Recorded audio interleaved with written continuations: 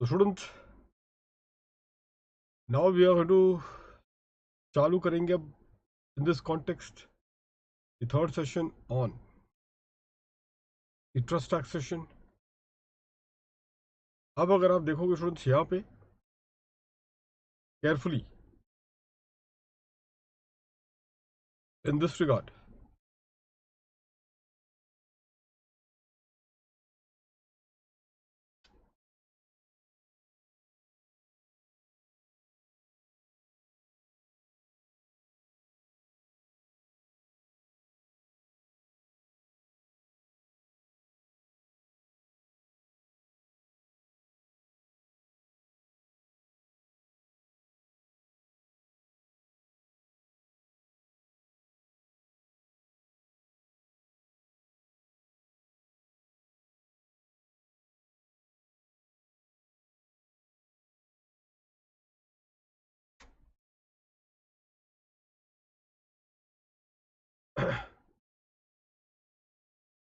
तो स्टूडेंट्स इस कॉन्टेक्स्ट में आप लोग नोटिस करना सिचुएशन क्या होगी कि पिछले क्लास में स्टूडेंट्स प्लीज बी केयरफुल ना,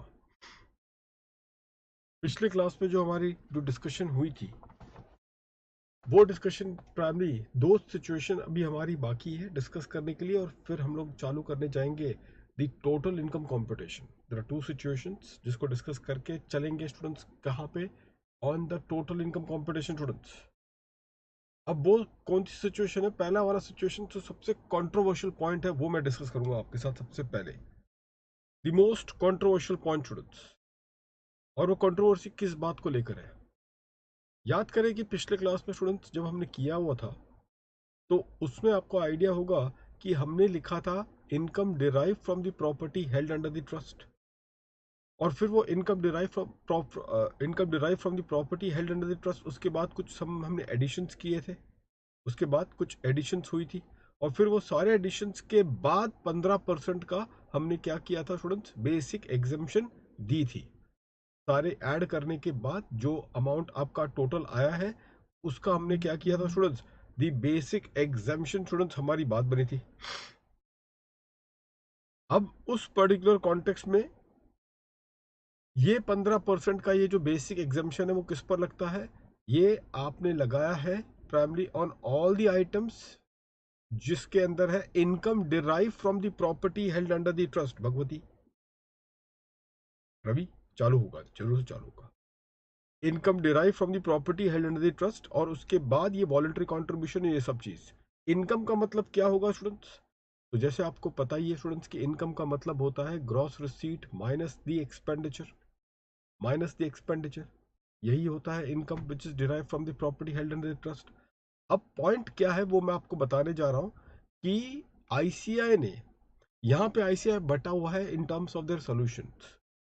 क्या होता है कि मैक्सिमम केस में तो वो चलते हैं as per the income which is derive from the property held under the trust, वो इनका मैक्सिमम पर्टिकुलर केस रहा है। लेकिन कुछ जगह पे आप देखोगे कि वो इनकम ना लेके यहां पर लेते हैं ग्रॉस रिसीट।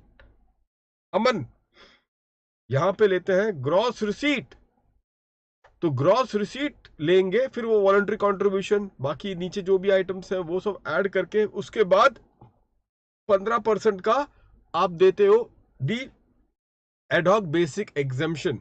दी एडहॉक बेसिक एग्जेम्पशन ये 15% का आप देते हो, और वो जो एक्सपेंडिचर जो आया था, जो हम लोग पहले अप्रोच में जो माइनस करते थे फ्रॉम द ग्रॉस रिसीट, वो एक्सपेंडिचर को वो इस अप्रोच के अंदर 15% के नीचे लेते हैं as an application, as an application.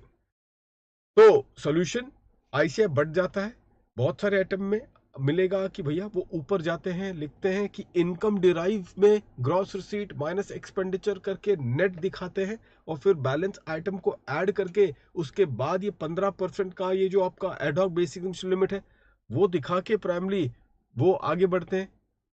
But कुछ आइटम में ऊपर सिर्फ ग्रॉस रिसीट लेंगे, बाकी आइटम्स को ऐड करने के बाद वो 15% का एडहॉक बेसिक एग्जेम्पशन लिमिट लेते हैं, और जो एक्सपेंडिचर है वो उसे वो एप्लीकेशन कंसिडर करते हैं।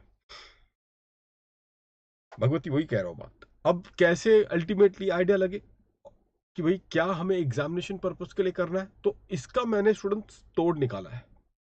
मैंने स्टूडेंट्स देखा है कि 80% सोल्यूशन जब आईसीआई की प्राइमरी जितने भी सजेस्टेड आंसर जो उनके आए थे, 80% ऑफ सोल्यूशन में वो क्या करते, 80% बोल रहा हूँ क्योंकि यहाँ पर भी 20% में बाजू में रख रहा हूँ।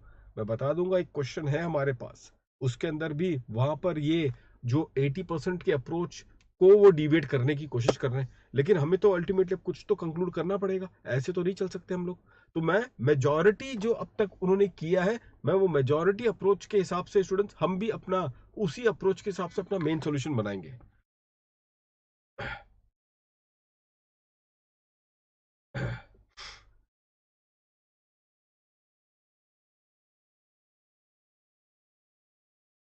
राहुल, अगर वो टेम्पल पे है तो टेम्पल पे it will not be considered as income, वो आपका 115 बीबीसी में नहीं जाएगा। तो थोड़ा हम मेजॉरिटी अप्रोच के हिसाब से चलने वाले हैं।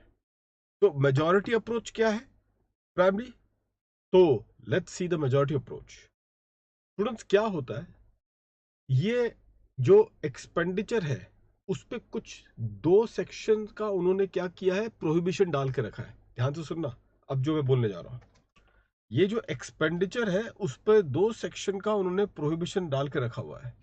ये जो एक्सपेंडिचर जो रिड्यूस करते हैं उस पर दो सेक्शंस का प्रोहिबिशन डाल के रखा हुआ है, और वो दो सेक्शंस है आपके 40A3, जो कि आप कैश में एक्सपेंडिचर करते हो प्राइमरी इन एक्सेस ऑफ ₹10,000, तो वो प्रोहिबिशन भी यहाँ पे एप्लीकेबल होगा। और जो दूसरा पर्टिकुलर पॉइंट है वो है आपका in the context of 40AIA, जो टीडीएस डिफॉल्ट जो हम लोग करते हैं और जिसके वजह से डिसअलाउंस होता है, तो वो 40AIA वाला पॉइंट भी यहाँ पर अल्टीमेटली आपको ध्यान में रखना पड़ेगा। तो अगर वो एक्सपेंडिचर पे जो कि मैंने पेमेंट किया है किसी एक रेसिडेंट पर्सन को, और उस पर्टिकुलर पेमेंट पे ट्रस्ट ने टीडीएस डिडक्ट नहीं किया है, तो फिर वो ट्रस्ट के हाथ में वो expenditure to the extent of 30% वो डिसअलाउ हो जाएगा, इजंट इट। तो ये दो जो प्रोहिबिशन है 40A3 का एज वेल एज 40AIA का, ये उस एक्सपेंडिचर पे उन्होंने क्या कर रखा है स्टूडेंट्स, लगा के रखा है। ठीक है, ये सिर्फ एक्सपेंडिचर पे ही नहीं, बाकी जितने भी नीचे जो आप देखते हो ना एप्लीकेशन पे स्टूडेंट्स, एग्जाम्पल आएगा, केस स्टडी हम लोग करेंगे, अभी टोटल इनकम अब करने जा रहे हैं स्टूडेंट्स। ये जितने भी एग्जाम्पल्स हम लोग देख रहे हैं, तो हर एप्लीकेशंस पे उन्होंने ये बोला है कि जब भी ट्रस्ट कोई भी अप्लाई करे अपनी इनकम को, तो ट्रस्ट को ध्यान रखना पड़ेगा कि ये दो चीजों का उनको बहुत केयरफुल रहना पड़ेगा, इन दो चीजों को लेके। And what are the two things, the disallowance of 40A3 and the disallowance of 40AIA। तो जहां पर भी अगर ये सेक्शंस का वॉयलेशन अगर होता है, तो वो उसे हम एलिजिबल एप्लीकेशन नहीं मानेंगे, उतना तक का अमाउंट को हम एलिजिबल एप्लीकेशन नहीं मानेंगे। मान के चलो कि ट्रस्ट अप्लाई करता है टू द एक्सटेंट ऑफ ₹20,000, और वो 20,000 को अप्लाई करता है इन कैश, तो वो आपकी एलिजिबल एप्लीकेशन के दायरे से बाहर हो जाएगी, वो आपके एलिजिबल एप्लीकेशन के दायरे से बाहर हो जाएगी। तो अब अगर हो सके तो लास्ट लेक्चर में मैंने आपको पूरा एलिजिबल इन एलिजिबल का एक पर्टिकुलर पॉइंट बताया था, याद करें। तो इन एलिजिबल एप्लीकेशन में ये दो पॉइंट भी अगर आप जोड़ दो, तो आपका ये चार्ट बहुत ही कॉम्प्रिहेंसिव हो जाएगा स्टूडेंट्स। बताइए आप लोगों को, ये दो अल्टीमेटली इन एलिजिबल एप्लीकेशन पे डाल दो। In this case application in violation of, application in violation of primary, in violation of section 40A3 and 40AIA shall be considered as ineligible application, ineligible application to the extent of, students लिखेंगे आप लोग, to the extent of their default। मैं क्यों लिख रहा हूं students to the extent of their default, इसको लिखने का राज क्या है स्टूडेंट्स, बिल्कुल भगवती, ये टू दी एक्सटेंट का, क्योंकि मैंने बताया ना कि भाई अगर किसी एप्लीकेशन किया है और उस पर मैंने टीडीएस नहीं काटा है, तो भाई पूरा को आप इनएलिजिबल मत मान लीजिए, तो फिर तो आपको पता है कि 40 AIA के अंदर 30% ही वो क्या होता है, डिसला होता है। तो फॉर 30% तक का ही अमाउंट को हम इनएलिजिबल एप्लीकेशन मानेंगे। 30% तक का ही अमाउंट को हम क्या करेंगे, इनएलिजिबल एप्लीकेशन मानेंगे। I hope that all of you are clear with this particular point. सारे स्टूडेंट्स क्लियर है इस बात को लेके? ठीक है, अब ये पॉइंट आपने लिख लिया, इनएलिजिबल एप्लीकेशन पे ये आखिरी पॉइंट आपने जोड़ दिया। अब आईसीआई का वो अप्रोच, तो आईसीआई क्या करती है, ध्यान से सुनना। जब भी, अब ध्यान से सुनेंगे, जब भी वो देखती है 80% सोल्यूशन में कि ये जो एक्सपेंडिचर जो है ट्रस्ट का, ये जनरली क्या होता है, ऑपरेटिंग एक्सपेंडिचर। जैसे कि कोई अगर स्कूल होगा तो अपने स्टाफ के सैलरी देते हैं, एडमिनिस्ट्रेटिव ओवरहेड्स होता है, तो ये उनके ऑपरेटिंग एक्सपेंडिचर में माना जाता है। तो हम लोग क्या करते हैं, वो एक्सपेंडिचर को हम लोग ग्रॉस रिसीट से रिड्यूस करके उसकी इनकम लाते हैं, और फिर इनकम लाने के बाद बाकी एलिमेंट्स को ऐड करके फिर वो 15% का बेसिक एग्जम्पशन दिलवाते हैं, इजंट इट? लेकिन जैसे आपको बताया गया था कि कुछ केस में आईसीआई सिर्फ ग्रॉस रिसीट लेती है, बाकी एलिमेंट्स ऑफ इनकम को ऐड करके 15% का बेसिक एग्जम्पशन लिमिट देती है, और फिर उसके बाद ये जो एक्सपेंडिचर था, ऑपरेटिंग एक्सपेंडिचर को वो एज एन एप्लीकेशन ट्रीट करने की कोशिश करती है। तो वो किस पर्टिकुलर केस में होगा, किस पर्टिकुलर केस में होगा स्टूडेंट्स? तो वो उसी पर्टिकुलर केस में होगा जहां पर ये जो एक्सपेंडिचर है, ये जो ऑपरेटिंग एक्सपेंडिचर है, अगर उसमें 40A3 या 40AIA का दाग अगर लगा हुआ है, 40A3 या फिर 40AIA का अगर दाग लगा हुआ है, तो ऐसे हालात में आईसीआई अपने सोल्यूशन में ग्रॉस रिसीट के अप्रोच को ही 80% सोल्यूशन में वो ग्रॉस रिसीट के अप्रोच को ही कंसिडर करके फिर ये जो एक्सपेंडिचर है जिसमें 40A3 एंड 40AIA का दाग लगा हुआ है, उसको वो 15% के नीचे रखती है, एज एन एप्लीकेशन के उधर लेकर जाती है, 15% के नीचे रखती है, एज एन एप्लीकेशन को वो कंसिडर वहां पे करती है, to the extent of eligibility जितनी बनती है, क्योंकि 30% तो दिसला हो जाएगा अगर ये 40AIA का मामला है। 40A3 का मामला है तब तो पूरा का पूरा अमाउंट कैश में होने की वजह से ये तो पूरा का पूरा इनएलिजिबल हो जाएगा। तो ये उसकी अप्रोच वहां पर 80% ऑफ द आईसीआई सॉल्यूशन देखा गया है कि वो 15% के फिर वो नीचे रखती है। अब ये पर्टिकुलर पॉइंट आपको ध्यान में रखना है कि भाई एग्जामिनेशन में भी हमें फिर इसी तरीके से अप्रोच लेना पड़ेगा। कोई स्टूडेंट बोल सकता है कि सर अगर 40AI हो तो, मतलब कि अगर नॉन रेसिडेंट को किसी वजह से ट्रस्ट ने कोई एप्लीकेशन करके पेमेंट करवाया है तो उस केस में क्या होता है?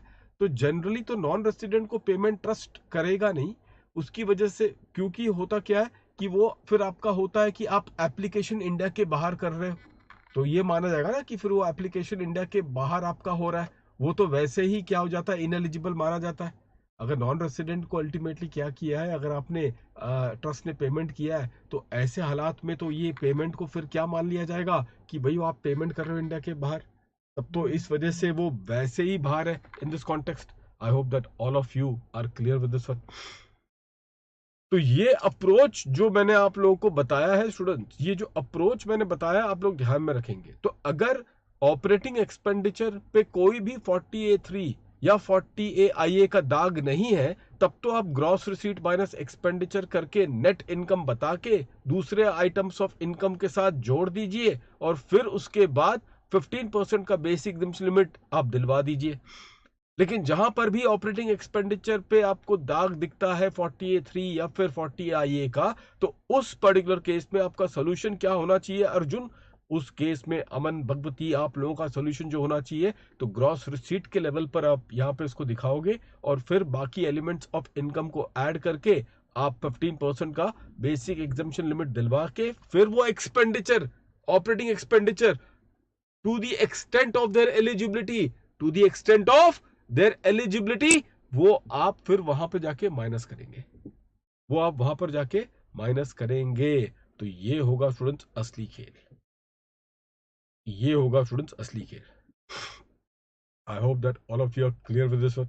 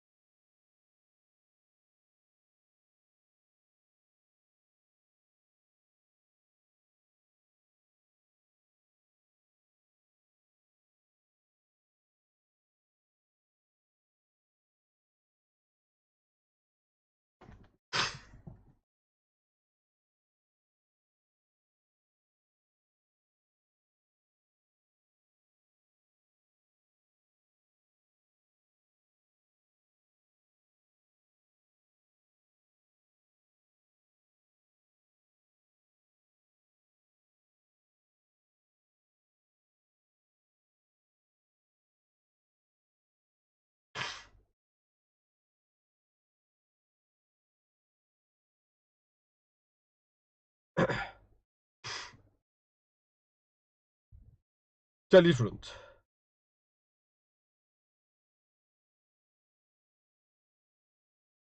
अब उस पर्टिकुलर केस में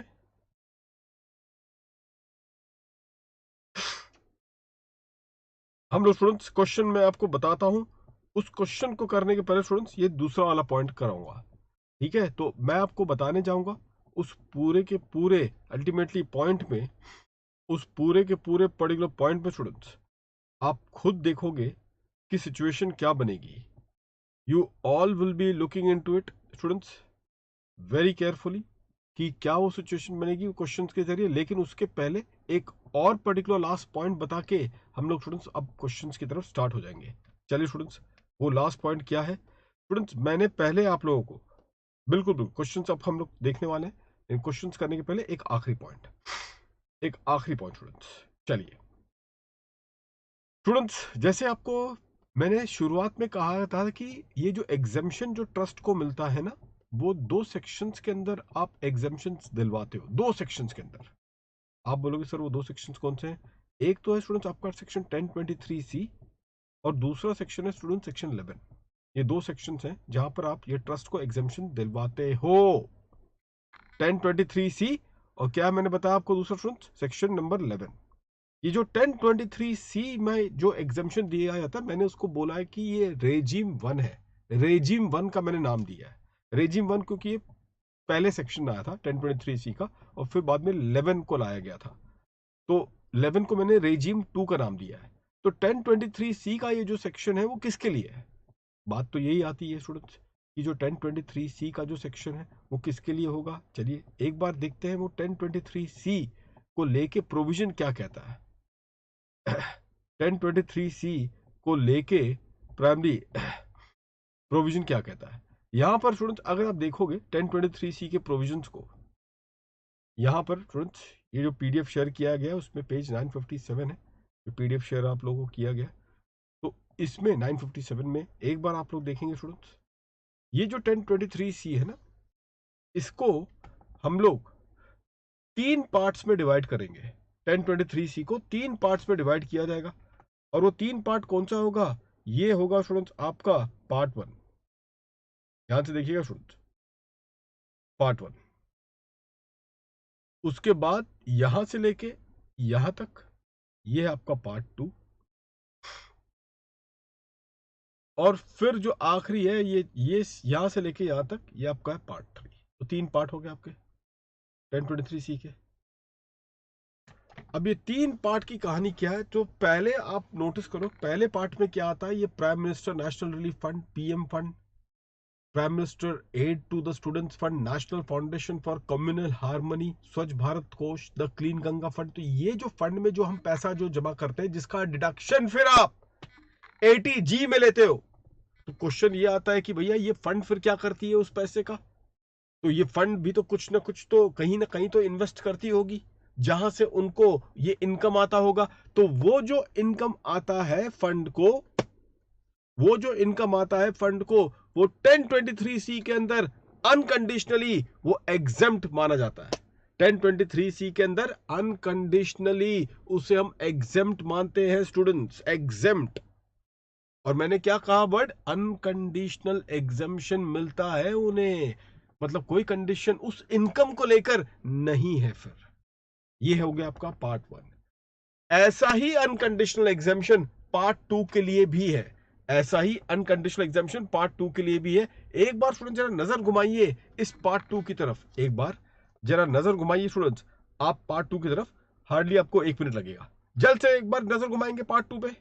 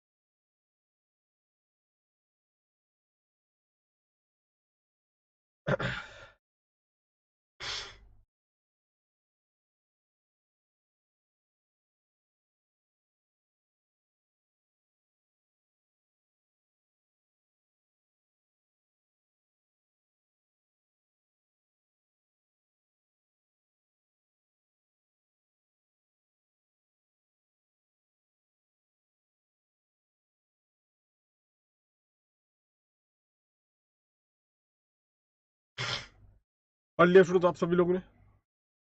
अब नोटिस करना स्टूडेंट्स इसके अंदर क्या है, कौन से आइटम है पार्ट 2 में। फिर से बता रहा हूं स्टूडेंट्स कि ये जो पार्ट 2 है उसमें भी आप लोगों को अनकंडीशनल एग्जेम्पशन दिया जाता है। तो ये पार्ट 2 में ये जो इनकम है उस इनकम पे भी आप लोगों को अनकंडीशनल एग्जेम्पशंस दिए जाते हैं। तो आप वही क्वेश्चन पूछ रहे हो कि सर पार्ट 2 के अंदर फिर क्या था बताइए। तो वही बता रहे हैं स्टूडेंट्स कि पार्ट 2 के अंदर गवर्नमेंट की स्कूल या गवर्नमेंट की हॉस्पिटल, वो गवर्नमेंट स्टेट हो या सेंट्रल हो इससे कोई मतलब नहीं है, गवर्नमेंट की स्कूल या गवर्नमेंट की hospital, municipal school municipal hospital, क्योंकि ये सब स्टेट फंडेड होते हैं, substantially finance by the state government होती है।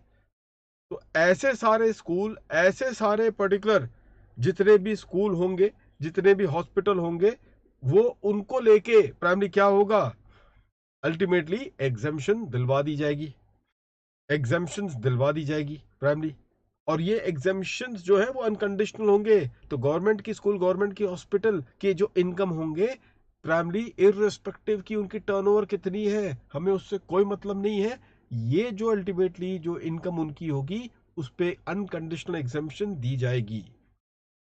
अच्छा, अब हम दूसरी बात करें स्टूडेंट्स, अगर हम अब दूसरी बात करें तो दूसरी बात के अंदर स्टूडेंट्स क्या आ रहा है, एक बार ध्यान देखते हैं इस कॉन्टेक्स्ट में। दूसरी बात अगर देखें students in that particular context, तो वो सिचुएशन में क्या आता है, let's have a look in this regard. यहां पर स्टूडेंट्स मैं अपने स्कूल की बात अगर करूं, मेरे स्कूल का स्टूडेंट जो फीस था अपने जमाने में तो 100 रुपये था इन दिस कॉन्टेक्स्ट। तो ये 100 रुपये था स्टूडेंट्स। तो 100 रुपये की मेरी फीस हुआ करती थी प्रति माह, और फिर अकॉर्डिंगली अगर आप नोटिस करोगे तो पूरे साल भर भी अगर मैं अब जब मैं सोचता हूं और जोड़ता हूं तो पूरे साल भर भी अगर देखा जाए तो वो 5 करोड़ के ऊपर तो ये नहीं जा रहा है, 5 करोड़ के ऊपर नहीं जा रहा है। तो मेरी स्कूल या आपकी भी अगर ऐसी कोई स्कूल की यादें अगर होंगी तो आप भी अपने स्कूल को रिलेट कर सकते हो। तो मेरी स्कूल ये या आपकी स्कूल स्टूडेंट्स उस पे भी सेम वही कंसेप्ट एप्लीकेबल है। कंसेप्ट क्या है स्टूडेंट्स कि भाई उनको उनको भी जो उनकी इनकम है, क्योंकि उनकी ग्रॉस रिसीट 5 करोड़ के ऊपर नहीं गई है, इस वजह से उनकी भी जो इनकम है उस इनकम पे उन्हें अनकंडीशनल एग्जेम्पशन दी जाती है। अनकंडीशनल का मतलब है कि उनको एप्लीकेशन वाला जो कंडीशन है for the purpose of getting the exemption, वो एप्लीकेशन वाली कंडीशन उनके लिए एप्लीकेबल नहीं है। एप्लीकेशन वाली जो कंडीशन है वो उनके लिए एप्लीकेबल नहीं कि उनको अप्लाई करना पड़ेगा तब जाकर ही उनको एग्जामिशन मिलेगा, ऐसी बात उनके लिए नहीं है। ठीक है, अब आप आ जाओ ये थर्ड पार्ट पे। ये जो तीसरा पार्ट है स्टूडेंट्स, यही तीसरा पार्ट क्या है, कंडीशन बेस्ड। अब ये तीसरा पार्ट क्या है फैमिली, जितने भी बड़े बड़े स्कूल या बड़ी बड़ी कॉलेजेस या बड़ी बड़ी अस्पतालें जो है उनके लिए जिनकी टर्नओवर या ग्रॉस रिसीट 5 करोड़ से ऊपर है, जिनकी टर्नओवर या ग्रॉस रिसीट 5 करोड़ से ऊपर है, उनकी जो इनकम होगी वो जो इनकम है that is condition based exemption. क्या कंडीशन होगा उनके इनकम को एग्जेम्प्ट करने के लिए? The income will be exempt only if the application has been made for charitable purpose in India. तो अगर तो उनकी जो एप्लीकेशन है if it is made for the charitable purpose in India, तब जाकर ही ये तीसरे पार्ट में के कैटेगरी को एग्जेम्पशन दिया जाएगा। तो पहले दो पार्ट वाला का जो बॉक्स है वो अनकंडीशनल एग्जेम्पशन है स्टूडेंट्स, ये अनकंडीशनल एग्जेम्पशन है। Unconditional exemption students in this context, in this scenario students,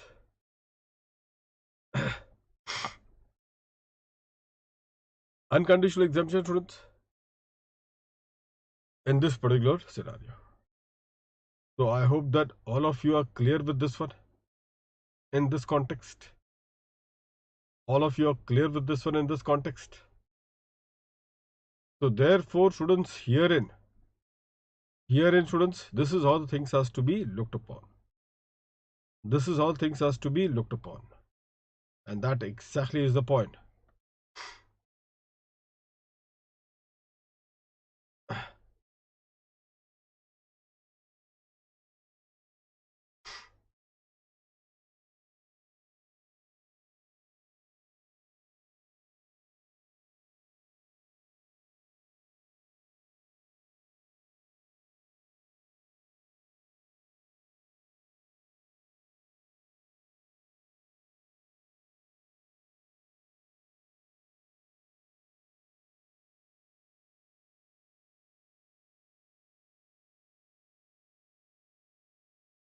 Fine students, इस पे कोई डाउट आप लोगों का होगा?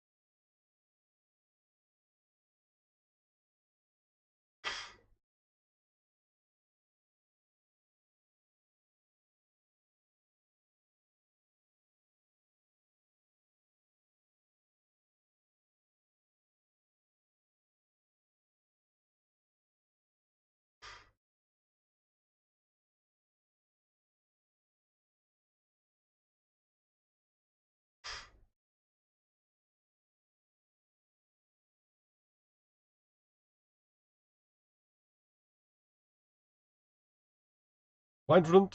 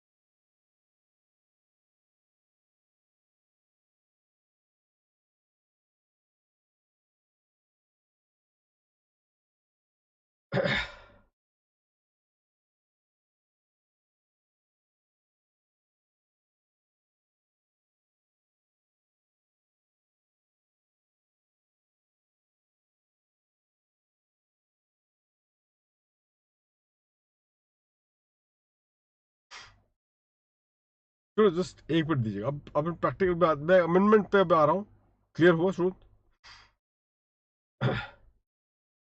चलिए, तो स्टूडेंट्स यहां पर अगर आप देखोगे एक पर्टिकुलर पॉइंट में स्टूडेंट्स, एक बहुत बड़ा अमेंडमेंट अल्टीमेटली आया था। बहुत बड़ा अमेंडमेंट आया था, वो लास्ट ईयर का अमेंडमेंट है स्टूडेंट्स, ये 5 करोड़ वाला। ये अमेंडमेंट स्टूडेंट्स ध्यान रखना, मैंने इसको इस्तेमाल करने की कोशिश की अपने क्वेश्चन के अंदर, ताकि वो अमेंडमेंट का आपको इफेक्ट, स्टूडेंट्स, अमेंडमेंट को आपका इफेक्ट स्टूडेंट्स अल्टीमेटली दिखाया जा सके, अमेंडमेंट का आपको अल्टीमेटली दिखाया जा सके। तो सिचुएशन क्या है इस कॉन्टेक्स्ट में? सिचुएशन स्टूडेंट्स अल्टीमेटली यहां पे ये बन जाता है that in this particular context, students, पहले अमेंडमेंट के पहले 1 करोड़ तक का इनकी लिमिट हुई थी। 1 करोड़ तक की स्टूडेंट्स क्या थी? लिमिट हुआ करती थी। तो that limit students was only up to ₹1 crore, ₹1 crore students. अब 1 करोड़ की लिमिट तक अल्टीमेटली स्टूडेंट्स क्या हुआ करता था? 1 करोड़ की लिमिट तक हुआ करता था कि भाई 1 करोड़ तक की लिमिट है तो वो अनकंडीशनली एग्जाम्प्ट होगा, वो स्कूल या वो हॉस्पिटल या वो मेडिकल कॉलेजेस, तो वो ऐसे लोगों को 1 करोड़ की लिमिट दी गई थी। अब उन्होंने क्या किया स्टूडेंट्स? अब उन्होंने लिमिट तो बढ़ा दी है, 1 करोड़ से 5 करोड़ कर दिया है, लेकिन अब उन्होंने अल्टीमेटली ये कंबाइंड लिमिट स्टूडेंट्स अल्टीमेटली ये किया हुआ है। ये कंबाइंड लिमिट स्टूडेंट्स ये क्या है स्टूडेंट्स? ये किया हुआ कंबाइंड लिमिट, देख रहे हो स्टूडेंट्स कंबाइंड लिमिट। अब आप बोलोगे सर ये कंबाइंड लिमिट क्या है? The combined limit students in this particular context is herein in this scenario is the fact that the combined limit students in this particular context is the fact that कि मान के चलो कि Tirupati Balaji trust, अब Tirupati Balaji trust के पास student school भी है और हॉस्पिटल दोनों है। तिरुपति बालाजी ट्रस्ट स्टूडेंट जो है यहाँ पे स्कूल भी है और आपके हॉस्पिटल्स भी है, दोनों चलाता है ये ट्रस्ट। अब वो ट्रस्ट स्कूल और हॉस्पिटल दोनों को ही चलाता है। अब क्या करेंगे यहाँ पे? मान के चलो कि स्कूल का जो है टोटल ग्रॉस रिसीट है 3 करोड़ और कॉलेज का जो टोटल ग्रॉस रिसीट है वो मान के चलो 4 करोड़, तो कंबाइंड अगर आप कर लोगे तो हो जाएगा 7 करोड़। तो 7 करोड़ का ये रिसीट होगा, तो भाई ये पार्ट 2 से अब नहीं, अब ये पार्ट 3 में चला जाएगा। पार्ट 2 से नहीं, ये अब कहां चला जाएगा स्टूडेंट्स? पार्ट 3 में। और एक एग्जाम्पल, यही तिरुपति बालाजी का दूसरा एग्जाम्पल ले लीजिए। मान के लीजिएगा कि स्कूल से उनको 50 लाख का अमाउंट आ रहा है, स्कूल का अल्टीमेटली 50 लाख का है, और ये जो इनकी हॉस्पिटल है तिरुपति बालाजी की वो है 6.5 करोड़। तो अमेंडमेंट के पहले क्या हुआ करता था कि स्कूल का क्योंकि 50 लाख था 1 करोड़ के नीचे, तो चलो उसको अनकंडीशनल एग्जाम्पशन मिल जाता था। और चलो कॉलेज का जो है उनका क्योंकि वो 1 करोड़ के ऊपर चला गया है तो वो पार्ट 3 में चला जाएगा, उसकी इनकम जो होगी वो कंडीशन बेस्ड टैक्स होगी। अब क्या होगा यहाँ पे, स्कूल का 50 लाख, कॉलेज का 6 करोड़, दोनों को जोड़ दिया, 5 करोड़ के ऊपर ये चला गया, 5 करोड़ के ऊपर ये चला गया स्टूडेंट्स। 5 करोड़ के ऊपर चला जाने की वजह से क्या हो जाएगा students, it will be subject to an unconditional exemption. It will be subject to what students, an unconditional exemption, sorry, it will be subject to condition based exemption, मतलब कि वो पार्ट 3 के अंदर क्या है स्टूडेंट्स, वो पार्ट 3 के अंदर वो चले जाएंगे। So they will all will fall in the part 3 category. I hope that all of you are clear with this one. I hope that all of you are clear with this one, students. And that exactly is the point, students, in this context.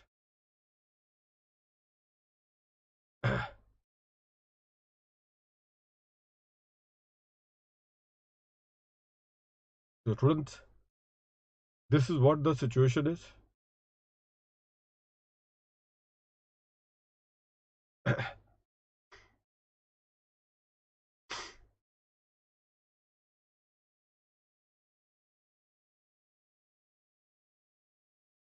तो इस situation में students अब ये condition based exemption students हो चुका है। ये condition based exemption students हो चुका है इस पर्टिकुलर कॉन्टेक्स्ट में। तो 5 करोड़ के ऊपर कंबाइन लिमिट अगर चली जाती है तो फिर ये कंडीशन बेस्ड एग्जाम्शन हो जाएगा। अब ये पर्टिकुलर पॉइंट बस आप लोग ध्यान में रखना।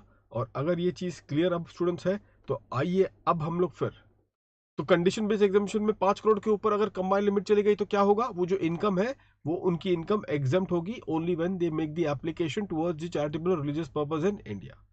Only when they make the application towards the charitable religious purpose in India. अब आइए स्टूडेंट्स क्वेश्चन नंबर 17 में प्रैक्टिकल्स किया जाए। क्वेश्चन 17 यहाँ पर है, पेज नंबर है आपका 966 में। यहाँ पर आइए क्वेश्चन नंबर 17 कॉम्प्रिहेंसिव क्वेश्चंस देखे जाएंगे।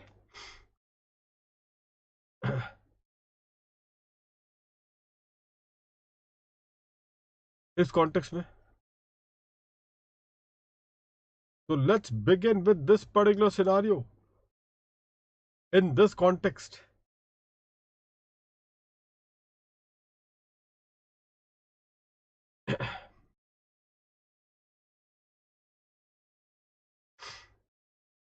A public charitable trust registered under section 12AB runs a hospital and also a medical college. जब भी ये आ जाए ना स्टूडेंट्स, हमेशा ध्यान रखना, हॉस्पिटल भी है और मेडिकल कॉलेज भी है। इशारा समझ रहे हो ना किस तरफ जा रहा है, इशारा समझ रहे हो ना स्टूडेंट्स कि ये किस तरफ जा रहा है। तो ये ही कंबाइंड लिमिट ये एप्लीकेबल की जा सकती है 5 करोड़ की। देखना पड़ेगा स्टूडेंट्स, देखना पड़ेगा। It furnishes you the following information for the year ended 31 मार्च 2023।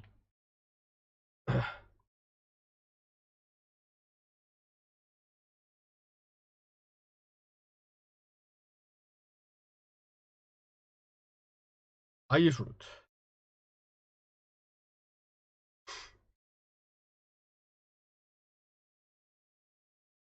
इस कॉन्टेक्स्ट में, तो स्टूडेंट्स इस सिचुएशन में पहला पॉइंट है, ग्रॉस रिसीट फ्रॉम हॉस्पिटल है 425 lakhs. Gross receipt from the hospital 425 lakhs इस सिचुएशन में, including voluntary contribution towards corpus. फिर उसके बाद income from business incidental to main object ₹2 lakhs. Students ये यहाँ पर income from business which is incidental to main object ₹2 lakhs, इसके बारे में चर्चा करेंगे। एक तो यहाँ पे ग्रॉस रिसीट है, उसके बाद voluntary contribution receive from public कितना 32 लैक्स। तो ऊपर वाले केस में including voluntary contribution towards corpus, तो voluntary contribution received from public कितना है ₹32 लैक्स। कितना है students ₹32 lakhs. It includes the corpus donation of ₹3 lakhs from another charitable trust and the anonymous donation of ₹5 lakhs।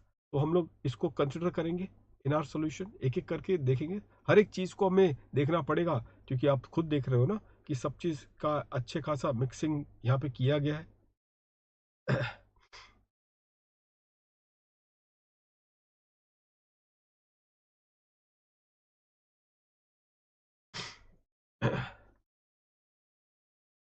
Point number 4 अगर आप देखेंगे इस सिचुएशन में, hospital operational expenses incurred rupees 105 lakhs। Hospital operational expenses incurred rupees 105 lakhs। अब मुझे बताइएगा, ऊपर gross receipt है, हॉस्पिटल ऑपरेशनल एक्सपेंसेस है। सबसे पहला बात ये आता है कि ग्रॉस अप्रोच करूं या नेट अप्रोच करूं।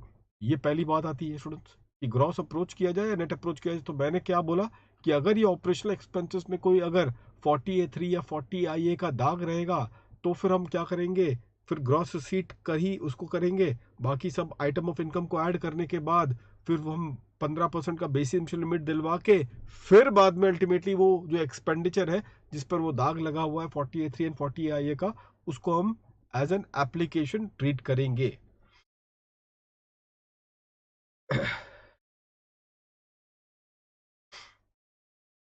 इन दिस कॉन्टेक्स्ट, तो हॉस्पिटल ऑपरेशन एक्सपेंसेस इनकर्ड कितना है, rupees 105 lakh. This does not include the capital expenditure and the depreciation. ठीक है, चलो, लेकिन हमें देखना है कि वो दाग लगा हुआ है या नहीं।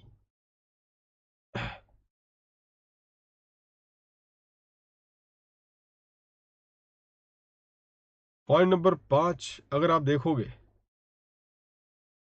Income from medical college solely for educational purpose 10 lakhs। Gross receipt students, इसके अंदर एक काम करो, इसको 150 लाख कर दो स्टूडेंट्स। ये जो ग्रॉस रिसीट है इसको 150 लाख कर दो, 150 लाख कर देना students in this scenario.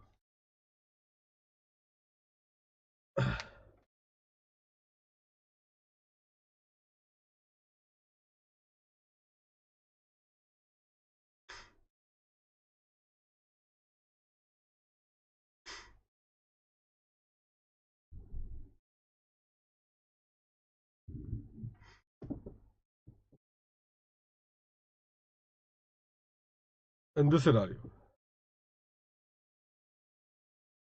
Point number 5, ये जो पर्टिकुलर एस्पेक्ट है इनकम फ्रॉम मेडिकल कॉलेज, अब इसको 150 लाख। अब मैं आपको क्या बता रहा हूँ, पहले तो आप वो तय करो कि वो 5 करोड़ के ऊपर जा रहा है या नहीं। स्टूडेंट्स, 5 करोड़ के ऊपर जा रहा है या नहीं, पहले हमें ये पता लगाना पड़ेगा कि ये 5 करोड़ के ऊपर जा रहा है या नहीं, हमें पहले ये पता लगाना पड़ेगा।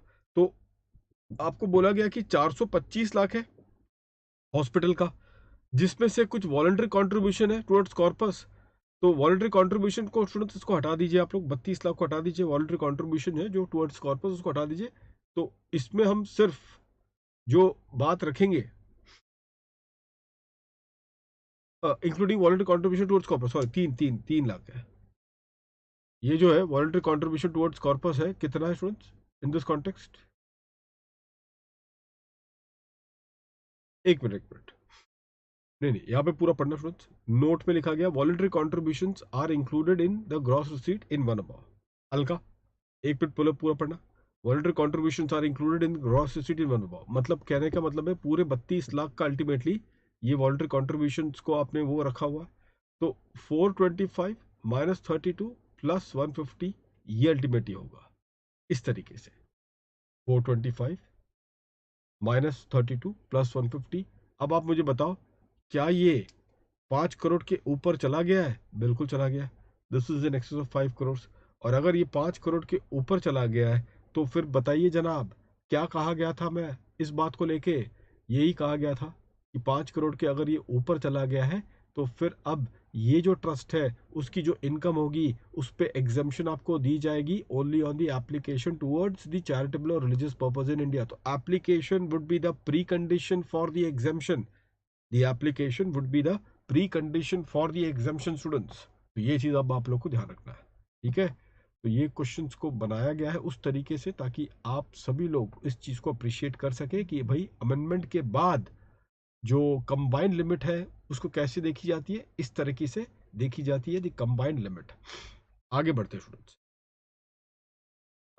पॉइंट नंबर 6 है आपका students, gross receipt received in one above includes a sum of rupees 55 lakhs which has been accrued but not received। याद करो students, accrued but not received। उसके बाद further a sum of rupees 18 lakhs was received only on 31st day of March 2023। याद है आप लोगों को बोला गया था कि हम इससे मान सकते हैं as a deemed application. Deemed application का मैंने आपको पॉइंट बताया था। If you can recall that particular aspect, याद करें स्टूडेंट्स, अपने नोट्स में भी देख लो कि मान के चले कि अगर तो आपको अक्रू हुआ है लेकिन पैसे रिसीव नहीं हुए, ठीक है, अक्रू हुआ है लेकिन पैसे रिसीव नहीं हुए, तो वो पर्टिकुलर जो इनकम अक्रू हुआ है, क्या हम उस इनकम को एज अ डीम्ड एप्लीकेशन माना जा सकता है? एंड द आंसर इज ये, एंड द आंसर इज ये स्टूडेंट्स, इन दिस कॉन्टेक्स्ट। तो ये पर्टिकुलर पॉइंट पे आप लोग ध्यान में रखेंगे इस सिनारियो में, ये पर्टिकुलर ध्यान रखेंगे। लेकिन क्या शर्त है स्टूडेंट? शर्त बताइए। कि शर्त ये है कि जब आपको ये पैसा मिलेगा या उसके अगले साल आपको ये इनकम को क्या करना पड़ेगा? अप्लाई करना पड़ेगा टुवर्ड्स दी चैरिटेबल और रिलीजियस पर्पस इन इंडिया। जब ये इनकम आपको मिलेगा, या फिर ये जो आप जिस साल आपको ये इनकम मिलेगा या फिर उसके अगले साल स्टूडेंट्स क्या होगा, ये बन जाए, या फिर उसके अगले साल आपको उस इनकम को अप्लाई करना पड़ेगा टुवर्ड्स दी चैरिटेबल और रिलीजियस पर्पस इन इंडिया। तो ये डीम्ड एप्लीकेशन के केस में माना जाएगा। एटलीस्ट करंट ईयर में तो ये डीम्ड एप्लीकेशन है।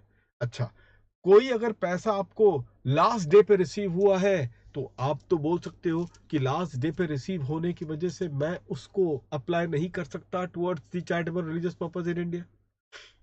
तो वो भी एक तरीके से आप करंट ईयर में उसकी डीम्ड एग्जम्पशन ले लें। शर्त यह है कि अगले साल आपको क्या करना पड़ेगा? अगले साल स्टूडेंट्स आपको उसको अप्लाई करना पड़ेगा टुवर्ड्स दी चैरिटेबल और रिलीजियस पर्पस इन इंडिया। तो अगले साल ये एप्लीकेशन होनी चाहिए टुवर्ड्स दी चैरिटेबल और religious purpose in India, and that is what it is in this case. तो ये होगा स्टूडेंट्स आपके लिए पॉइंट नंबर 6 जो है, जहां पे दोनों अमाउंट इन दिस केस, इसमें आपका होगा 55 lakhs प्राइमरी एंड ₹18 lakhs। ये दोनों ही अमाउंट क्या होगा, इसको डीम्ड एप्लीकेशन करके आप इसको एग्जेम्पशन दिलवाएंगे। Point number 7, the trust set apart ₹80 lakhs for acquiring a building to expand its hospital, to expand what students? Its hospital. अब but the amount is paid in December 2023 when the sale deed was registered in its name. अब students याद करो, set apart के लिए हमने क्या बताया था? सेट अपार्ट करें या फिर आप अकुमुलेशन करते हो, तो फिर आपको वो जो फॉर्म नंबर 10 याद आ रहा है आप लोगों को? फॉर्म नंबर 10 में जो प्रोसीजर आपको बताए गए हैं, वो आपको हाईलाइट करने होंगे, वो आपको हाईलाइट करने होंगे। तो बिना वो प्रोसीजर के फॉलो किए आप ये बोल दो कि मैंने सेट अपार्ट किया है, इसके वजह से मुझे क्या दे दी जाए? एग्जेम्पशन दे दी जाए, वो मुमकिन नहीं है।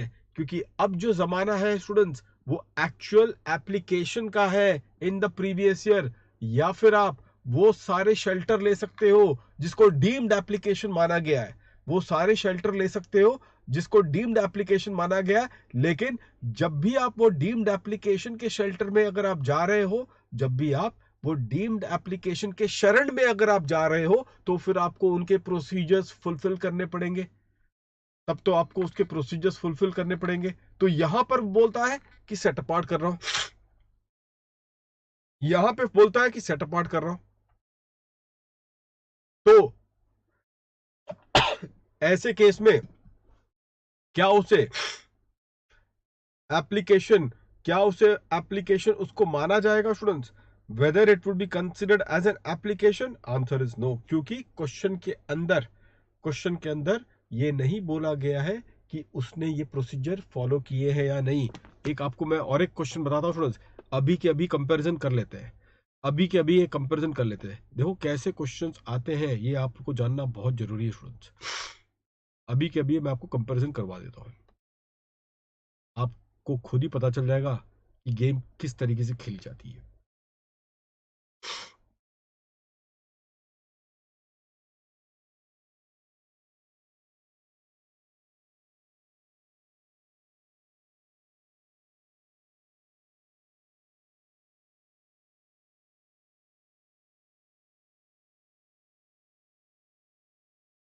देखिए स्टूडेंट्स, ये वाला जो क्वेश्चन है ना, इस पे देखो, क्वेश्चन नंबर 20, ये भी एग्जामिनेशन क्वेश्चन है।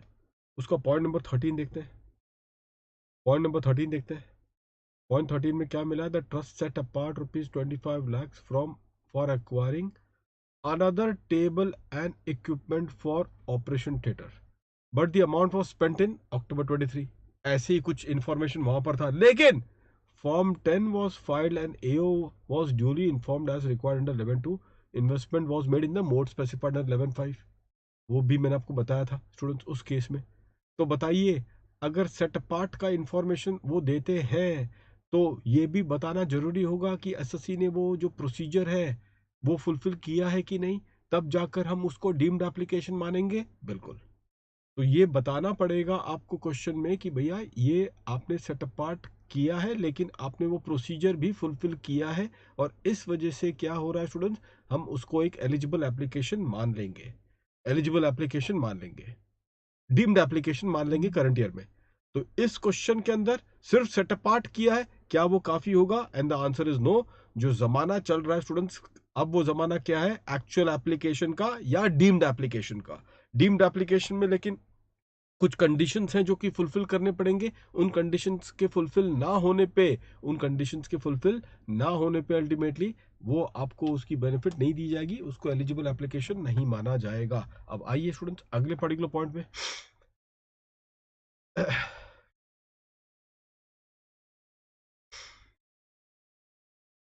Point number 8। In June 2022, the trust purchased and installed new computer software for ₹28 lakhs. The rate of depreciation is 40% as per the Income Tax Act. क्या बोला गया था स्टूडेंट्स आप सभी लोगों को ऐसे केस में स्टूडेंट्स? तो जून 22 को the trust purchase and install new computer software for ₹28 lakhs. The rate of depreciation is 40% as per the Income Tax Act 1961. तो ये सिचुएशन में स्टूडेंट्स मुझे बताइए, इस सिचुएशन में क्या आप लोगों के पास, इस सिचुएशन में स्टूडेंट्स क्या आप लोगों के पास इस कैपिटल एक्सपेंडिचर भी अगर मैं करता हूं स्टूडेंट्स, ये तो एक कैपिटल एक्सपेंडिचर हुआ, तो कैपिटल एक्सपेंडिचर भी अगर मैं करता हूं तो क्या उसे एक एलिजिबल एप्लीकेशन मानी जाती है? बिल्कुल मानी जाती है। तो ये भी क्या होगा स्टूडेंट्स? एक एलिजिबल एप्लीकेशन माना जाएगा। लेकिन क्या इस पे डेप्रिसिएशन आपको मिल सकता है? नहीं मिल सकता है। तो ये चीज आप लोग ध्यान में रखेंगे। आइए पॉइंट नंबर 9 में students, the trust incurred ₹35 lakhs towards The trust incurred ₹35 lakhs towards the purchase of laptop, computers and printers for the hospital. तो ये भी कैपेक्स है, इसका भी आपको एलिजिबल एप्लीकेशन मान लिया जाएगा। पॉइंट नंबर 10 देखें आप लोग, अवन अलका। पॉइंट नंबर 10 देखें, it repaid loan of ₹15 lakhs taken earlier for construction of hospital building. बताएं जनाब, लोन की रीपेमेंट मैं करवाता हूं, बताएंगे आप लोग, क्या उसे एलिजिबल एप्लीकेशन मानी जाएगी? And the answer is no, and the answer is yes, sorry, and the answer is yes. ये उसको हम एलिजिबल एप्लीकेशन मानेंगे एंड डेफिनेटली इस पे भी आपको एग्जाम्पशन दे दी जाएगी। और फिर उसके बाद point number 11, donation of ₹2 lakhs towards the corpus to a trust registered under section 1023C and another donation of ₹1 lakh paid by the bearer check.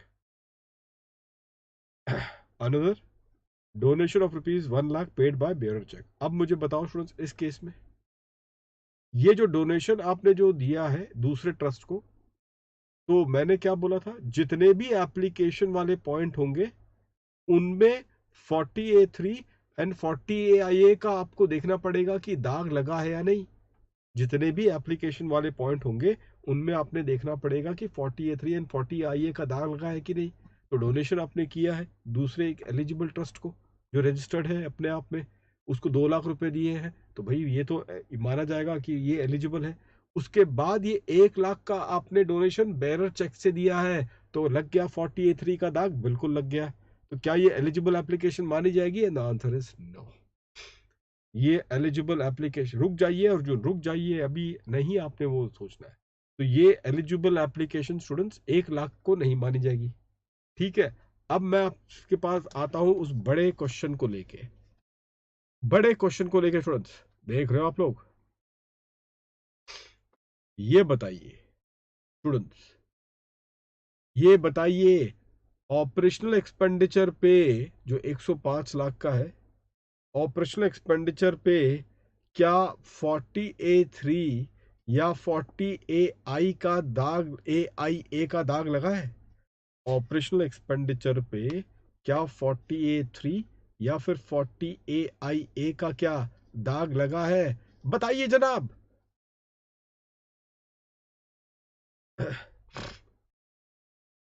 पूरा क्वेश्चन पढ़ लिया ना आपने? तो जो ऑपरेशनल एक्सपेंडिचर है उस पे क्या 40A3 या फिर 40AIA का क्या इस पे दाग लगा हुआ है या नहीं, ये क्वेश्चन पूछा रहा है अमन। नहीं लगा है स्टूडेंट्स। और क्योंकि 40A3 का इस पे दाग नहीं लगा है अर्जुन, इस वजह से बताइए जनाब, क्या ग्रॉस अप्रोच रखा जाएगा इन या फिर नेट अप्रोच रखा जाएगा? कौन से अप्रोच को फॉलो किया जाएगा इस पर्टिकुलर केस में, ग्रॉस अप्रोच और दी नेट अप्रोच? हेमंत, दीपक, तो कौन से अप्रोच को फॉलो हम करेंगे स्टूडेंट्स? बिल्कुल सही कहा आप लोगों ने। यहां पे फिर नेट अप्रोच फॉलो की जाएगी बिकॉज इसके अंदर 40A3 एंड 40AIA का दाग नहीं लगा हुआ है and that is a reason why operational expenditure को हम ग्रॉस रिसीट से माइनस करेंगे और जो बाकी जो आइटम्स ऑफ इनकम है उसको ऐड करेंगे और उसके बाद हम 15% का जो बेसिक एग्जेम्पशन लिमिट है वो देके फिर हम आगे की कार्रवाई करेंगे in respect of the exemption on account of application of income towards charitable religious purpose in India. अब रेडी हो स्टूडेंट्स? स्टूडेंट्स इस क्वेश्चन को सॉल्व करेंगे हम लोग। भले ही सोल्यूशन हमारे सामने है, ये चीज है, बात सही है स्टूडेंट्स, लेकिन सॉल्व करने में स्टूडेंट्स समझदारी है, क्योंकि ऐसे क्वेश्चंस पे भले ही अब कंसेप्ट भी क्लियर क्यों ना हो, लेकिन स्टूडेंट्स मैं आपको बता रहा हूं गलतियां तो निकल ही जाती है। गलतियां का क्या है स्टूडेंट्स? क्या मैं आपको 5 मिनट दे सकता हूं और 5 मिनट में आप अपने हिसाब से नंबर्स रेडी करो स्टूडेंट्स? 5 मिनट में बिना सोल्यूशन देखे स्टूडेंट्स आप 5 मिनट में अपने ये सोल्यूशंस को रेडी करो। मैं आपको तब भी बताता हूं सिली मिस्टेक्स तो बनेगा ही बनेगा, आपको पता चलेगा कि सिली मिस्टेक हो कहां पर है। जल्दी स्टूडेंट 5 मिनट का समय दे रहा हूं, जल्दी से आपको सोल्यूशन सॉल्व करना, फिर मैं मैदान में उतर पाऊं।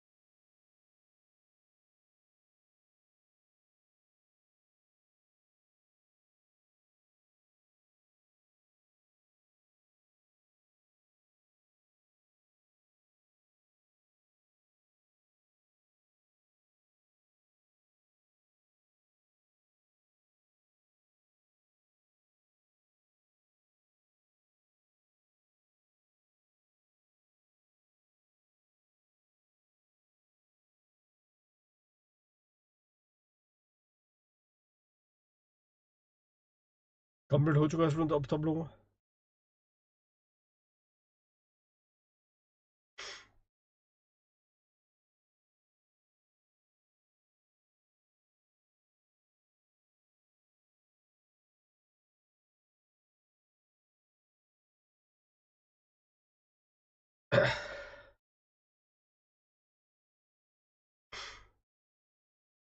चलिए अब स्टूडेंट्स देखते हैं कि सिचुएशन क्या बनती है इस पूरे कॉन्टेक्स्ट में। रेडी हो जाइए स्टूडेंट्स। अब इसमें पता चलेगा कि किस तरीके से गलतियां स्टूडेंट्स निकलती हैं।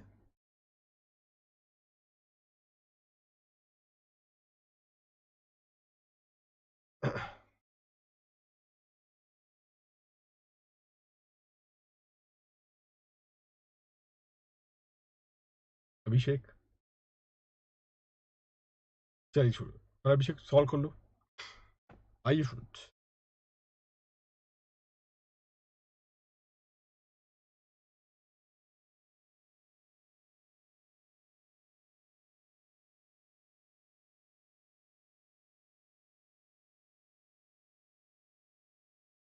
अब यहाँ पर स्टूडेंट्स पर्टिकुलर्स और अमाउंट आपने लिखा ही होगा इस कॉन्टेक्स्ट में। पर्टिकुलर्स और अमाउंट दो कॉलम बना लेना चाहिए अमाउंट के। फॉर्मेट ऐसी होगा स्टूडेंट्स, ठीक है। लाइन बनाने की जरूरत नहीं पड़ेगी एग्जामिनेशन में स्टूडेंट्स, टाइम नहीं रहेगा उतना लाइन आपको करने के लिए, लेकिन ऐसे फॉर्मेट आप बना के और अच्छे से इसको नीटली आप प्रेजेंट कर सकते हो। एग्जामिनेशन में ये सब लाइन बनाने का टाइम नहीं मिलता। तो मैंने बताया कि भाई पहले ग्रॉस रिसीट, इसकी इनकम बनानी होगी हॉस्पिटल वालों की। स्टूडेंट्स हॉस्पिटल वालों की इनकम बनानी होगी। आप नोटिस करना, कि पॉइंट नंबर 5 में मेडिकल कॉलेज वाले की तो इनकम हमको तो दे दी गई है, उसमें तो पहले से इनकम तैयार है, मौजूद है। लेकिन क्या हॉस्पिटल वालों के लिए क्या वो इनकम आपको पहले से ही दी गई है, नहीं दी गई है, तो हमें वो इनकम बनानी पड़ेगी। तो एक काम करेंगे स्टूडेंट्स, ये जो 425 लाख में से मैं शुरू में क्या करता हूँ कि वॉलंटरी कंट्रीब्यूशन जो है ना, ये कितना है वॉलंटरी कंट्रीब्यूशन, 32 लाख, जो कि उस ग्रॉस रिसीट में है, उसको बाहर निकाल देता हूँ। ठीक है, तो उसको निकाल के क्या करेंगे, उसको वॉलंटरी कंट्रीब्यूशन को अलग से हम लोग कंसिडर करेंगे। तो इस सिचुएशन में ग्रॉस रिसीट जो है हमारी, gross receipt excluding voluntary contribution, तो कितना बन रहा है स्टूडेंट्स, 425 में से अगर आपने कितना अमाउंट निकाल लिया है, 32 लाख, तो 393 स्टूडेंट्स। आप मुझे बताते रहना भाई सही हो रहा है कि नहीं। उस 393 में से फिर हम माइनस करेंगे स्टूडेंट्स, क्या माइनस की जाएगी, दी एक्सपेंडिचर। उस 393 में से मैं एक्सपेंडिचर को माइनस करूंगा, तो एक्सक्लूडिंग लिखा ना, 32 को निकाल दिया, 32 लाख का वॉलंटरी कंट्रीब्यूशन को निकाल दिया गया। अब एक्सपेंडिचर जो है आपका पॉइंट नंबर 5, उसमें कोई दाग नहीं है 48 या फिर 40 का, तो फिर मैं नेट अप्रोच करूंगा, इसमें अंदर नेट अप्रोच करूंगा। तो less what students, expenditure 105 lakh का, लेस एक्सपेंसेस ऑपरेशनल 105 का, ये रिड्यूस करके फिर इसको बाहर लिया जा सकता है। तो ये कितना हो जाएगा स्टूडेंट्स, अगर मैं सही हूं तो 288 लाख स्टूडेंट्स हो गए, इजंट इट। अब हम लोग स्टूडेंट्स वॉलंटरी कंट्रीब्यूशन को लेते हैं। आइए, वॉलंटरी कंट्रीब्यूशन, वॉलंटरी कंट्रीब्यूशन में से मैं कॉर्पस को छोड़ दूंगा स्टूडेंट्स। कॉर्पस कितना है इसमें, और हम लोग फिर अजम्पशन लिखेंगे कॉर्पस को लेके। मालूम है अजम्पशन लिखना पड़ेगा स्टूडेंट्स, बताइए जनाब क्या अजम्पशन लिखना पड़ेगा। इसके क्वेश्चन के अंदर एक इंफॉर्मेशन गायब है कॉर्पस डोनेशन के कॉन्टेक्स्ट में, जो कि वॉलंटरी कंट्रीब्यूशन के अंदर शामिल है। उस कॉर्पस डोनेशन के कॉन्टेक्स्ट में आपको पता होगा स्टूडेंट्स, एक कंडीशन है इसका। वो कंडीशन क्या है, जल्द से जल्द बताना होगा अगले 10 सेकंड में स्टूडेंट्स। क्या है वो क्राइटेरिया कंडीशन कॉर्पस डोनेशन को लेके, तब जाकर उसको हम इनकम नहीं मानेंगे, तब जाके हम उसको इनकम नहीं मानेंगे। तो कंडीशन स्टूडेंट्स, ये चीज साफ है, वारंट यहां पे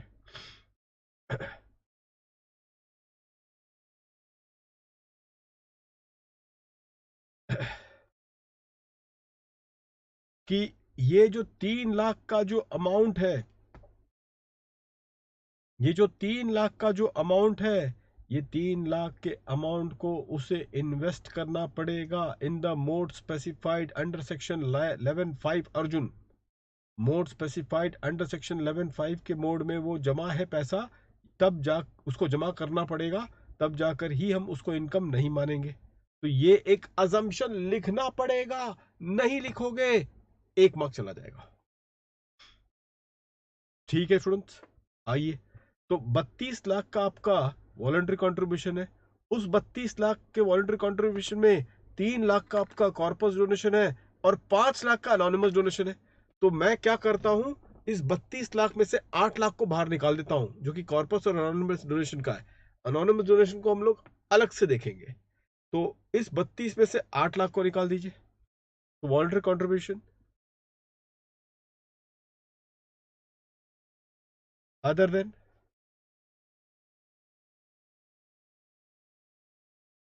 मार्च एंड छोड़ो, other than,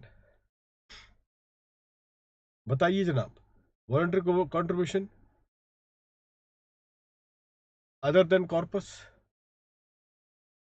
and anonymous donation. तो 32 में से 8 को निकाल दिया बाहर, कितना आ जाता है स्टूडेंट्स, 24।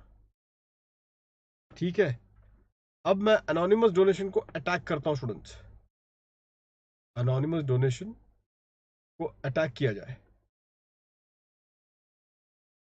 बताइए जनाब, अनोनिमस डोनेशन में कुछ चर्चा की थी हमने कि जितना अनोनिमस डोनेशन मिला है उसका एक टुकड़ा उसे हम नॉर्मल इनकम मानेंगे, और बैलेंस अनोनिमस डोनेशन को 115 बीबीसी में लेकर जाएंगे। अनोनिमस डोनेशन में में से एक टुकड़ा उसको हम नॉर्मल इनकम मानेंगे और बैलेंस अनोनिमस डोनेशन को हम उसे 115 बीबीसी में लेके जाएंगे, तो वो टुकड़ा जिसको नॉर्मल इनकम माना जाएगा वो क्या होगा? वो होगा स्टूडेंट्स आपका the 5% of the total donation, the 5% of the total donation और ₹1 lakh whichever is higher. याद है ना आप लोगों को? The 5% of the total donation और ₹1 lakh whichever is higher students. तो अब हमें सॉल्व क्या करना होगा? 5% ऑफ टोटल डोनेशन और ₹1 lakh whichever is higher, ये हमें निकालना है। तो टोटल डोनेशन में क्या क्या चीजें आती है वो मैंने आपको बताया था, याद करें स्टूडेंट्स। उस टोटल डोनेशन में आपको अनोनिमस डोनेशन लेना पड़ेगा, बिल्कुल लेना पड़ेगा। तो टीडी के अंदर अगर आप याद करो तो क्या इसके अंदर अनोनिमस डोनेशन लेंगे? बिल्कुल। क्या इनके अंदर कॉर्पस की डोनेशन ली जाएगी? बिल्कुल। क्या इनके अंदर अदर वॉलंटरी कंट्रीब्यूशन भी लिया जाएगा? बिल्कुल लिया जाएगा, बिल्कुल लिया जाएगा। क्या इसके अंदर आप गवर्नमेंट ग्रांट को कंसिडर करोगे? इस टोटल डोनेशन के अंदर क्या गवर्नमेंट ग्रांट्स कंसिडर की जाएगी? बिल्कुल नहीं, बिल्कुल नहीं स्टूडेंट्स। गवर्नमेंट ग्रांट्स वहां पे कंसिडर नहीं की जाती है। Government grants is not in the nature of, government grants is not in the nature of a donation. तो ध्यान रखिएगा, कॉर्पस डोनेशन को आप कंसिडर करोगे टोटल डोनेशन के लिए। जो टोटल डोनेशन जब आप करते हो, इनकम में नहीं करते हम कॉर्पस को कंसिडर, लेकिन जब टोटल डोनेशन की बारी आती है तो क्या उसमें हमें कॉर्पस को कंसिडर करना पड़ता है? बिल्कुल करना पड़ता है। अनोनिमस डोनेशन आपका 5 lakh, anonymous donation 5 lakh, corpus आपका कितना हुआ? 3 लाख, 3 लाख की कॉर्पस थी और अदर वॉलंटरी कॉन्ट्रीब्यूशन आपका 24 लाख है। तो 5% 32 का कितना हुआ स्टूडेंट्स? बताइए जनाब, 5% 32 का कितना हो जाता है? 1.6 लाख। ये 1.6 लाख को कंपेयर करेंगे 1 लाख से, तो आपके 5 लाख के अनोनिमस डोनेशन में से 1.6 लाख का जो अनोनिमस डोनेशन है वो नॉर्मल इनकम उसे माना जाएगा। और जो बैलेंस अब कितना अमाउंट बच जाता है अनोनिमस डोनेशन का, आपका बैलेंस अनोनिमस डोनेशन जो है वो 3.4 लाख का है। वो बैलेंस अनोनिमस डोनेशन 3.4 लाख का आप उसको चार्ज करोगे किस सेक्शन के अंदर? 115 बीबीसी के अंदर। किस सेक्शन के अंदर? 115 बीबीसी के अंदर। तो ये रहा अनोनिमस डोनेशन की कहानी। आगे की कहानी देखते स्टूडेंट्स। तो अब आइए point number 2, income from business. Point number 2, income from business incidental to main object कितना है स्टूडेंट्स? 2 लाख का, 2 लाख का इनकम फ्रॉम बिजनेस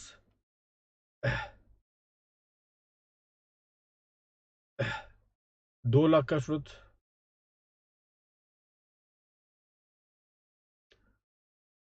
तो स्टूडेंट इस पर्टिकुलर केस में मुझे बताएं, आपको याद होगा पहली क्लास में जब मैंने ट्रस्ट के बारे में बताया था आपको, चैरिटेबल पर्पस का डेफिनेशन आप याद करो। चैरिटेबल पर्पस के डेफिनेशन को याद करो। उसमें टोटल 7 कंपार्टमेंट है, 6 स्पेसिफिक है, और जो 7वां पॉइंट है चैरिटेबल पर्पस के डेफिनेशन का वो क्या कहता है? Any other object, any other object of general public utility. ये जो any other object of general public utility वाली अगर हम बात करें स्टूडेंट्स, तो आपको पता होना चाहिए any other object of general public utility के लिए आपको बताया गया था, याद करें, कि अगर वो any other object for general public utility का अगर आपका वो पर्पस है, वो आप उसके कैटेगरी में फॉल होते हो चैरिटी के लिए, तो वो चैरिटेबल ट्रस्ट अगर कोई ट्रेड, बिजनेस या कॉमर्स करती है और वो ट्रेड, बिजनेस या कॉमर्स इंसिडेंटल है टू द ट्रस्ट ऑब्जेक्ट, तो ये सिचुएशन में उनको ये ध्यान रखना पड़ेगा कि उस ट्रेड कॉमर्स या बिजनेस से उनकी जो रिसीट है should not exceed 20% of the total receipt, should not exceed 20% of the total receipt. ये आखिरी कैटेगरी के लिए। बैलेंस कैटेगरी के लिए क्या है? पहले जो 6 जो स्पेसिफिक कैटेगरी है चैरिटेबल पर्पस के डेफिनेशन के अंदर, उनके लिए फिर क्या है? तो उनके लिए स्टूडेंट्स ये पॉइंट है कि आपको तो पता ही है स्टूडेंट्स, पहले 6 कैटेगरी के लिए फिर क्या पॉइंट है स्टूडेंट्स। तो पहले 6 कैटेगरी के लिए है, क्या उनके लिए 20% का थ्रेशोल्ड देखा जाएगा? नहीं देखा जाएगा। उनके लिए फिर क्या देखा जाएगा? सिर्फ वही पॉइंट देखा जाएगा कि क्या ये जो बिजनेस है, is it incidental to the trust object. If the business is incidental to the trust object, तो वो इनकम को भी हम एज अ नॉर्मल इनकम मान के चलेंगे, which will be eligible for the exemption under section 11, which will be eligible for the exemption under section 11। ठीक है, तो ये कौन सी ट्रस्ट है स्टूडेंट्स? ये ट्रस्ट कौन सी है? ये ट्रस्ट आपकी हॉस्पिटल एंड मेडिकल है। क्या हॉस्पिटल एंड मेडिकल जो है ये स्पेसिफिक 6 कैटेगरी के अंदर फॉल होती है? बिल्कुल फॉल होती है। तो अगर ये स्पेसिफिक 6 कैटेगरी के अंदर फॉल होती है स्टूडेंट्स, तो अब आगे की बात तो आप ज्ञानी तो हो स्टूडेंट्स, आप लोग पता ही है आप लोगों को इसके बारे में। तो ये इंसिडेंटल इनकम को हम as a normal income consider करके उसको एग्जेम्पशन की तरफ बढ़ा देंगे। बिल्कुल, उसको एग्जेम्पशन की तरफ बढ़ा दिया जाएगा स्टूडेंट्स। तो 2 लाख रुपए आप लोग लिखेंगे स्टूडेंट्स इस पर्टिकुलर कॉन्टेक्स्ट में। Income, business income incidental to the trust object.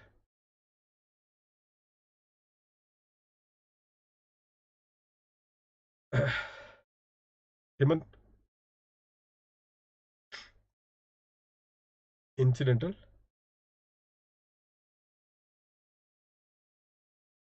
To the trust object 2 lakh का है, तो ये भी अमाउंट को कंसिडर किया जाएगा। I hope that all of you are clear with this one. सारी जनता को क्लैरिटी अब मिल चुकी है। आइए स्टूडेंट्स अगले पॉइंट की तरफ चलते हैं। अब जो बात आ रही है स्टूडेंट्स हमारा, उसमें अब ये मेडिकल कॉलेज भी अब ले लेते हैं। मेडिकल कॉलेज की भी इनकम बताई गई है, पहले से इनकम उन्होंने दे दिया है। अच्छी बात है। कितनी इनकम दे दी है मेडिकल कॉलेज की? 10 लाख का। तो लिख लो 10 लाख की मेडिकल कॉलेज की income, income from medical college. सारे इनकम को लेने के बाद 15% का हम बेसिक एग्जम्पशन देंगे। Income from medical college 10 lakh का, 10 लाख का लिख लिया आप सभी जनताओं ने। बाकी आप देखोगे पॉइंट नंबर 6 से लेके 11 तक सारे एप्लीकेशन वाले ही पॉइंट आपको मिलेंगे। 6 से लेके 11 तक एप्लीकेशन वाले पॉइंट मिलेंगे। तो उसके पहले आप जोड़ लीजिए, जोड़ लीजिए स्टूडेंट्स। तो जोड़ने पे कितना टोटल आपको मिलेगा बताइए जनाब। टोटल करना है आप सभी लोगों ने। कैलसी रखना अनिवार्य है इस फास्ट ट्रैक बैच के अंदर स्टूडेंट्स। ये कैलसी आपको स्टूडेंट्स रखना जरूरी है इस पर्टिकुलर बैच के अंदर। 288 plus 24 plus 1.6 lakhs plus 2 lakhs plus 10 lakhs students 325.6 ये आ रहा है। क्या 325.6 आ रहा है कि नहीं?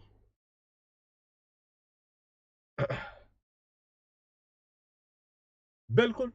और फिर आप दोगे 15% of ad hoc basic exemption,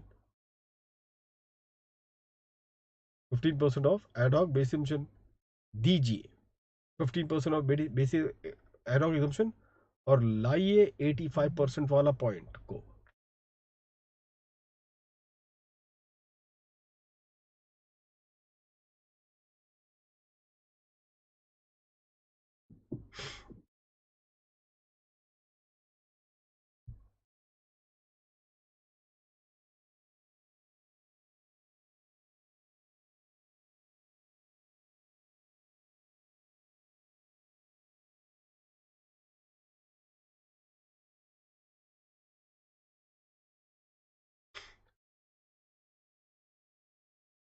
uh, 48.84, और उसके बाद नेट 276.76, 276.76 फाइन स्टूडेंट्स, 276.76। अब आएंगे स्टूडेंट्स पॉइंट नंबर 6 की तरफ। ग्रॉस रिसीट गिवन, तो ये डीम्ड एप्लीकेशन मान लिया जाएगा दोनों को। 55 लाख एंड 18 लाख को डीम्ड एप्लीकेशन मान लेंगे हम लोग।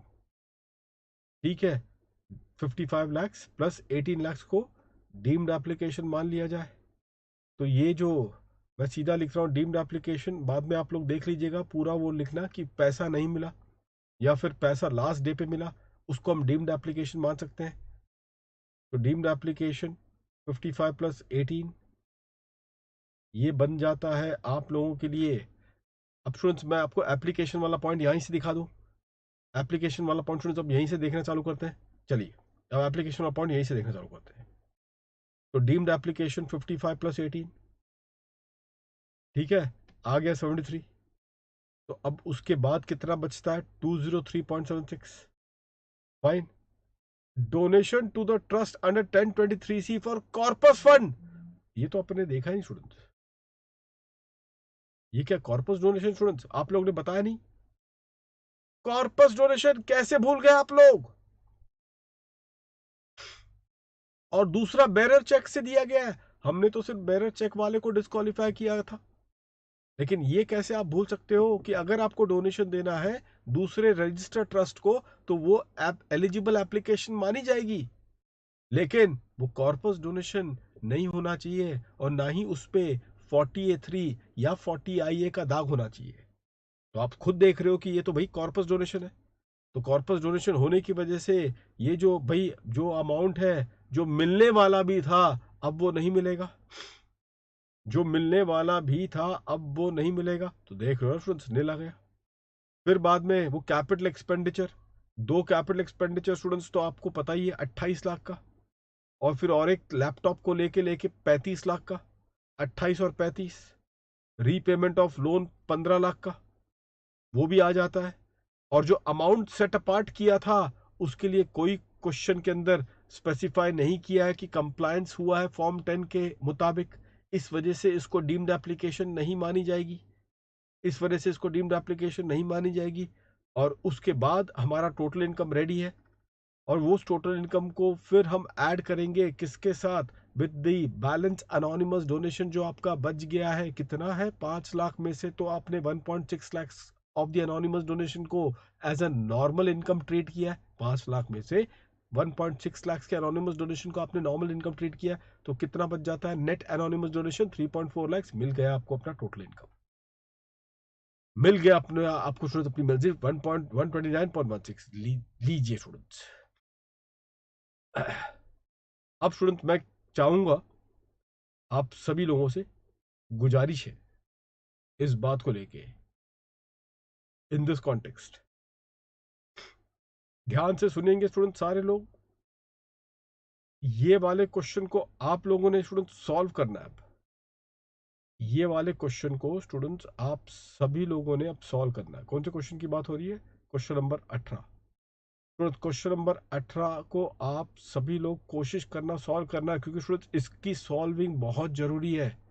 ट्रस्ट टैक्सेशन, मैं तो ये भी बोलता हूँ स्टूडेंट्स को कि टाइम कम रहे टोटल इनकम मत सॉल्व करो। लेकिन ट्रस्ट टैक्सेशन ऐसा टॉपिक है जिसके टोटल इनकम को अगर आप सॉल्व नहीं करोगे अपने तरीके से मिस्टेक तो डेफिनेटली स्टूडेंट्स ऑन है। That's the reason why students इसको आप लोगों को सॉल्व करना। स्टूडेंट्स कल का जो टाइमिंग होगा वो 1:30 का होगा, ठीक है? तो ये चीज़ आप लोग ध्यान में रखेंगे। तो इस कॉन्टेक्स्ट में स्टूडेंट्स ये प्लीज़ आप सभी लोग इसको सॉल्व करना स्टार्ट करें। क्वेश्चन नंबर 18 अपने एंड पे इसको सॉल्व करें एंड देन हम सारे प्रैक्टिकल्स को क्लोज करके फिर हम लोग एग्जिट टैक्स की तरफ चालू हो जाएंगे। प्रैक्टिकल सब बैलेंस अब कंप्लीट हो जाएगा and I will start with the exit tax amendment जो होगा इसको लेके। अमेंडमेंट या फिर मैं इसके बाद जो होगा अमेंडमेंट अल्टीमेटली चालू करूंगा एग्जिट टैक्स अमेंडमेंट के बाद। जो एग्जिट टैक्स होगा स्टूडेंट्स वो अमेंडमेंट के बाद। तो अमेंडमेंट शुरू होने वाला है स्टूडेंट्स, आप लोग रेडी रहिएगा and that is what is the point students. Ready with this one students in this context.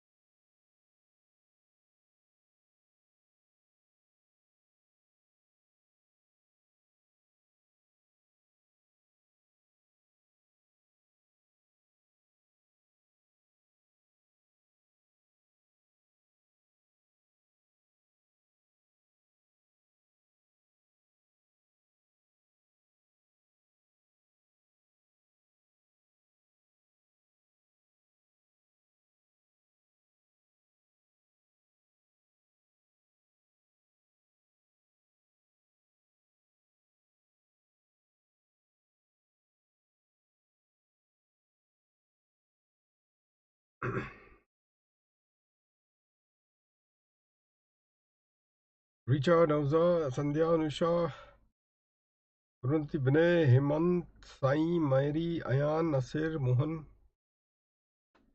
Prasanna, Lalit, Sunil, Ramchandra, Anaga, Nasir. So friends, in this case now, let's look upon to the practical questions straight away. Samsung, Ashwin, Ambika. Very good. So, practical questions straight away, we are looking into it now. And then in this context, as I told you, even the case of the succession and the other particular important particular points that was being considered, I'm going to directly take you through this thing.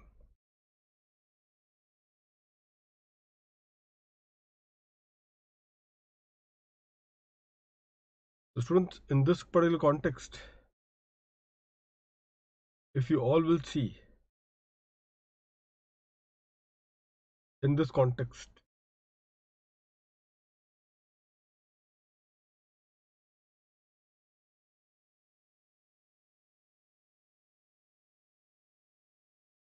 that is only main frequency. This thing has been there, the design has been there.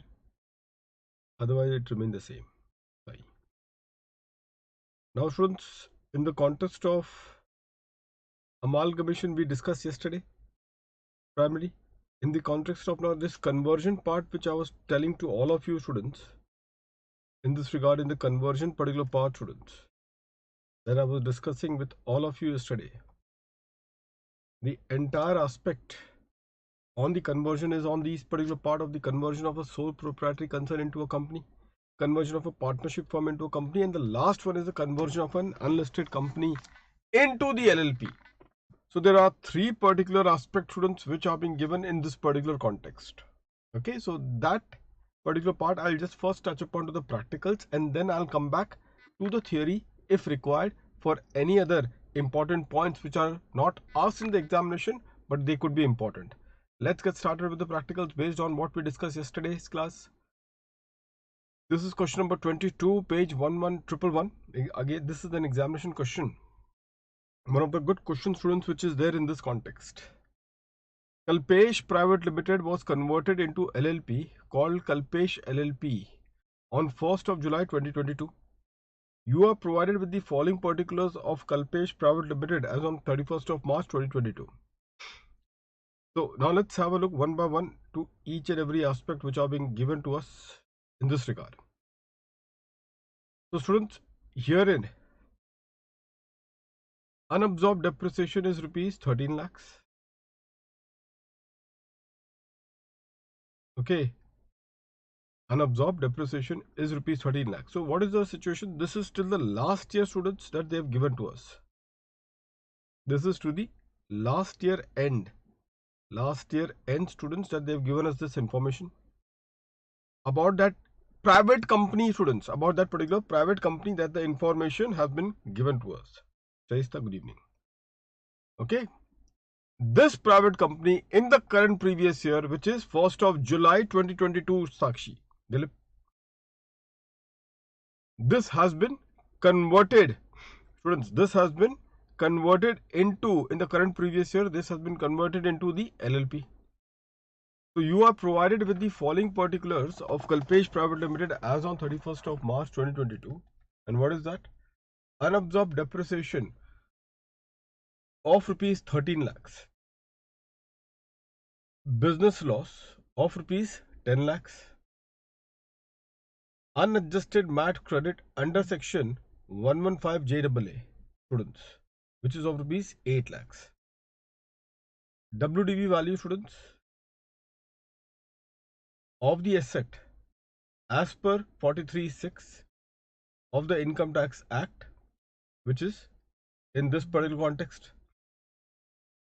In this particular context, this is what it is. Students, can you all calculate quickly how much is the allowance of depreciation which would be there? In this case, only one thing, students, over here.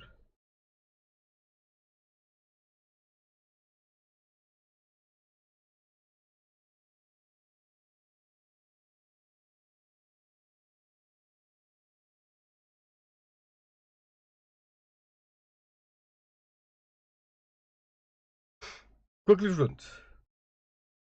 Let's see the calculation that you need to do now. Depreciation calculation based on the asset which has been transferred. What would be the quantum of the depreciation?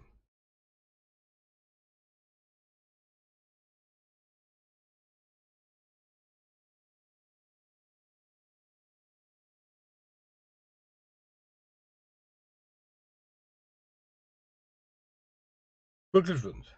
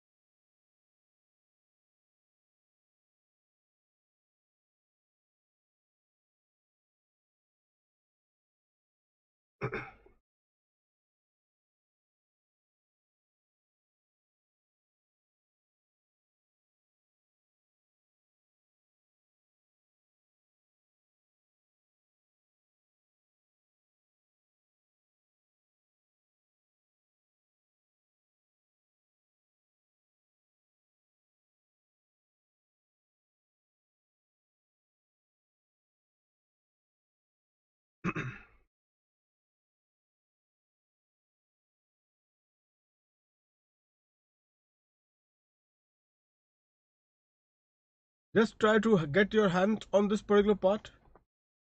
In the PDF which has been there, in the PDF, it is 111. The book, I don't have it as on right now with me. I'm not in a position to tell you. But in the PDF, it is still 111.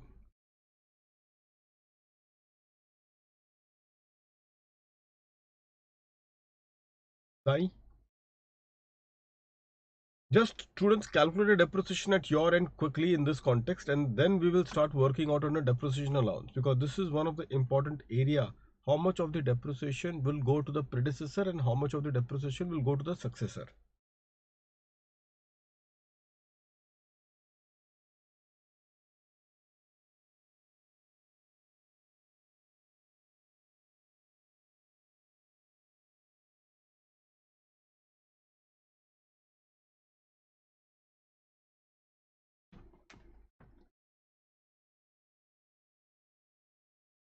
Sunil has come up with the answer, students,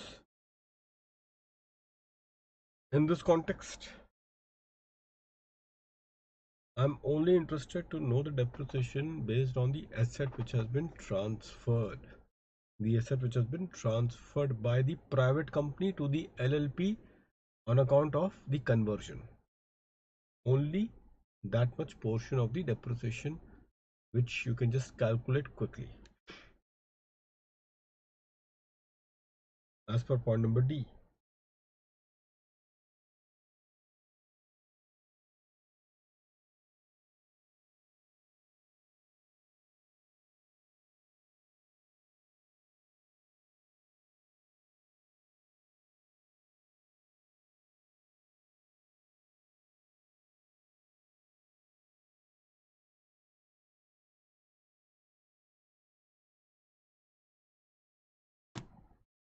Students, fast. Plant and machinery, and then the building.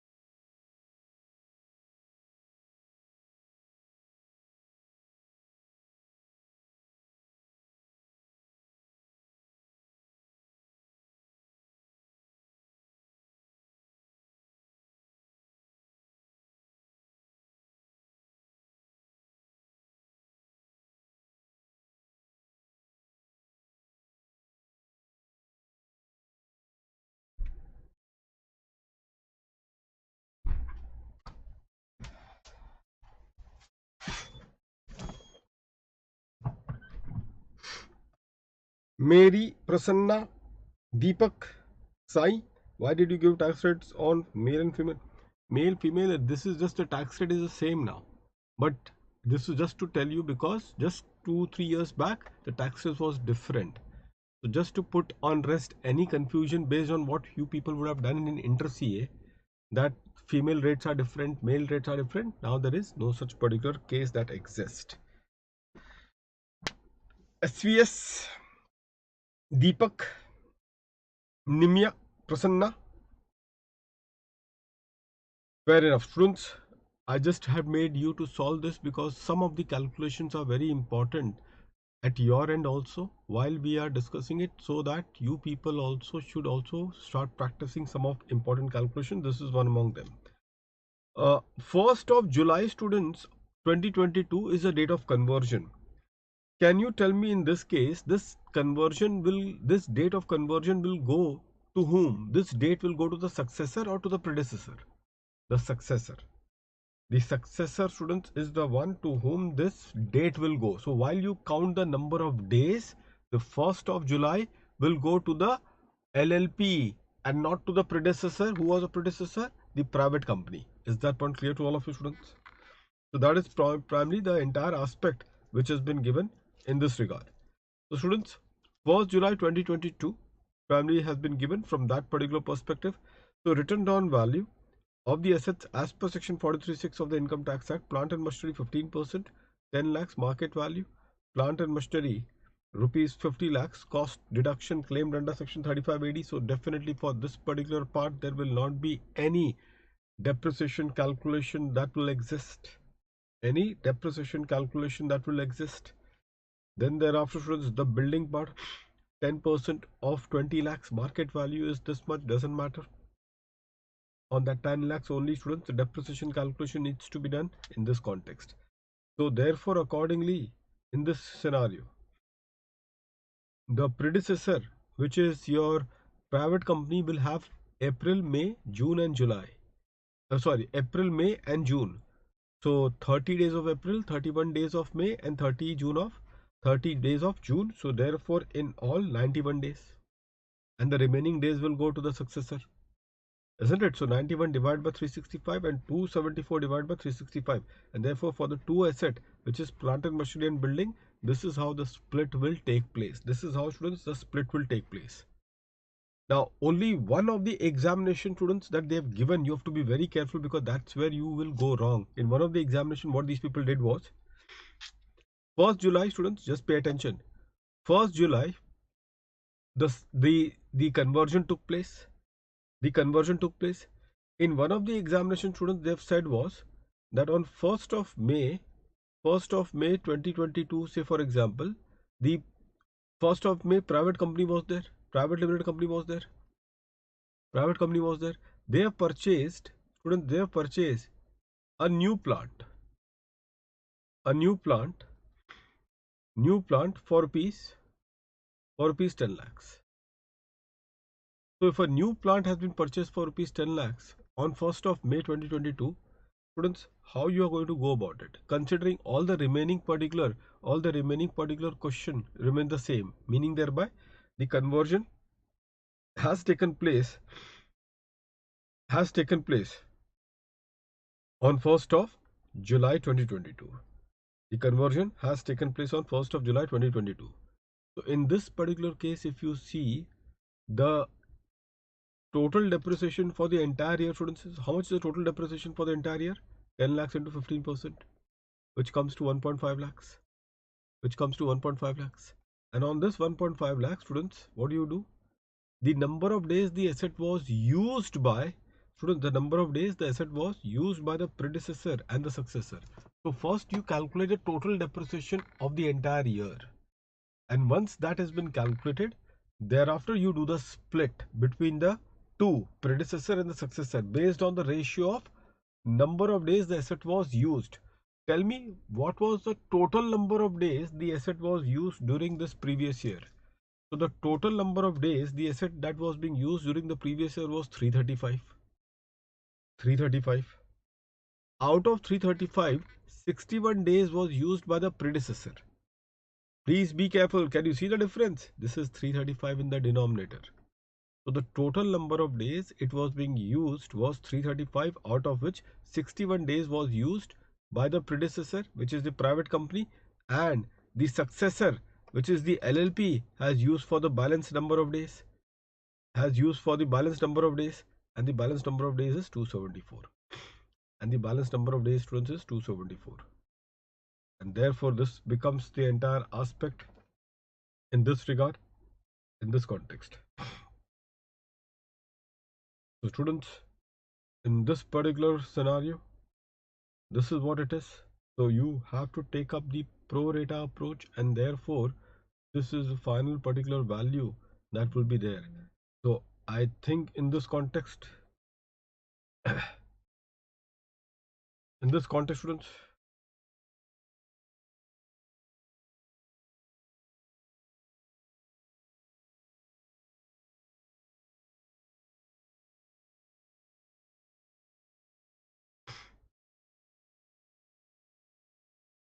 so did you yes, MR. So students, I hope that all of you are clear on this one, and nobody will now make any error on this particular part. Nobody will make any error on this part. So you first calculate total depreciation for the entire year. Okay, that is to say, whatever is the depreciation which is normally available, as if such conversion or amalgamation or demerger hasn't taken place. So forget for the time being that such conversion, amalgamation or demerger has ever taken place. Calculate the entire depreciation, students, normally. Once you have calculated the entire depreciation amount, then students, you need to do the split. And the split, students, Samsung, I have made another particular adjustment. This already we have discussed. This 91 days that you are telling about it. So that I already have discussed. I'm giving you another adjustment which is based on one of the questions of the examination. So that is another adjustment which I'm giving it. So students, in this case, 1.5 lakhs into 61 days, because you have purchased this asset on 1st of May. You have purchased the asset on 1st of May, and accordingly, students, the predecessor is using the asset only for 61 days, May 31 days and June 30 days. So 61 days divided by the total number of days the asset was used, which is 335. And for the successor, 1.5 lakhs into 274 divided by 335. I hope that all of you are clear with this one. So this is just, be careful, because this is where you people may go wrong, and hence the adjustment which I have given to you additionally over and above this question. So this question was simple because there is no new additions, and therefore whatever was the opening WDV of all the assets, you have just taken that. You've taken the entire depreciation amount of the entire year as if no such conversion has taken place, and that depreciation amount you then did the split based on the ratio of number of days which was being used. The total number of days which was being used was 365 days. Out of 365 days, 91 days was being used by the predecessor, and the balance 274 days was used by the successor. Is that point clear, students? Every one of you? Now explain the tax treatment of each item stated above. So we have discussed the biggest one, that is point number D. Let's talk about UAD, students. UAD of 13 lakhs of the predecessor. We already discussed yesterday that the UAD will also be allowed to be carried forward by the successor. The UAD would also be allowed to be carried forward by the successor for n number of days. So that is what it will be. The business loss of rupees 10 lakhs relating to 1314. The business loss, students, of rupees 13 lakhs relating to 1314. Please tell me in this case.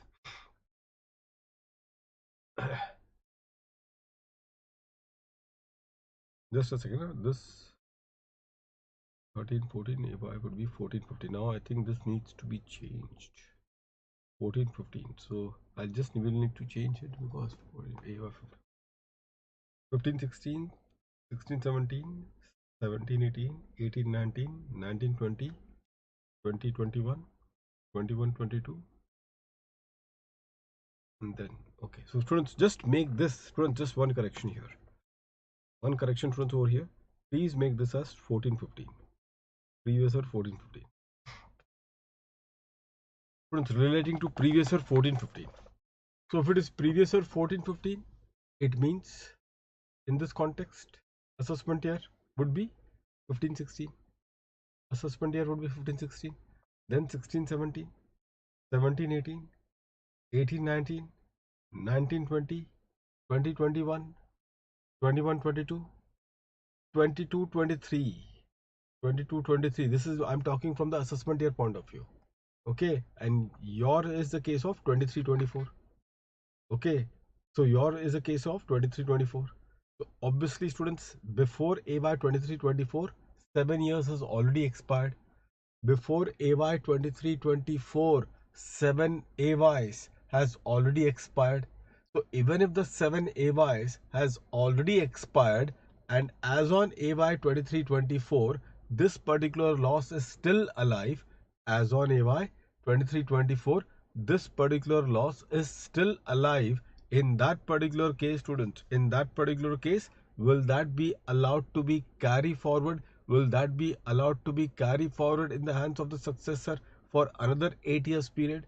Will that be allowed to be carry forward in the hands of the successor for another 8 years period, students? No, for business law students, it is another 8 years period. For business law students, it is for another 8 years period. Okay, so that is how it has to be considered. So before AY 23-24, before AY 23-24, 7 AYs has already have elapsed. 7 successive AYs. So 7 successive AYs before AY 23-24 has already elapsed. Okay, and therefore this primary, the loss is still alive as on AY 23-24, and accordingly a fresh 8 years period, students, will be allowed to the successor. Successor is the unlisted the LLP.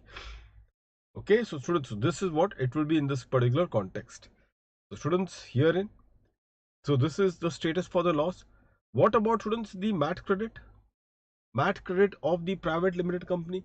Obviously, for the LLP, students, you would know, for the LLP there will be AMT that will be applicable.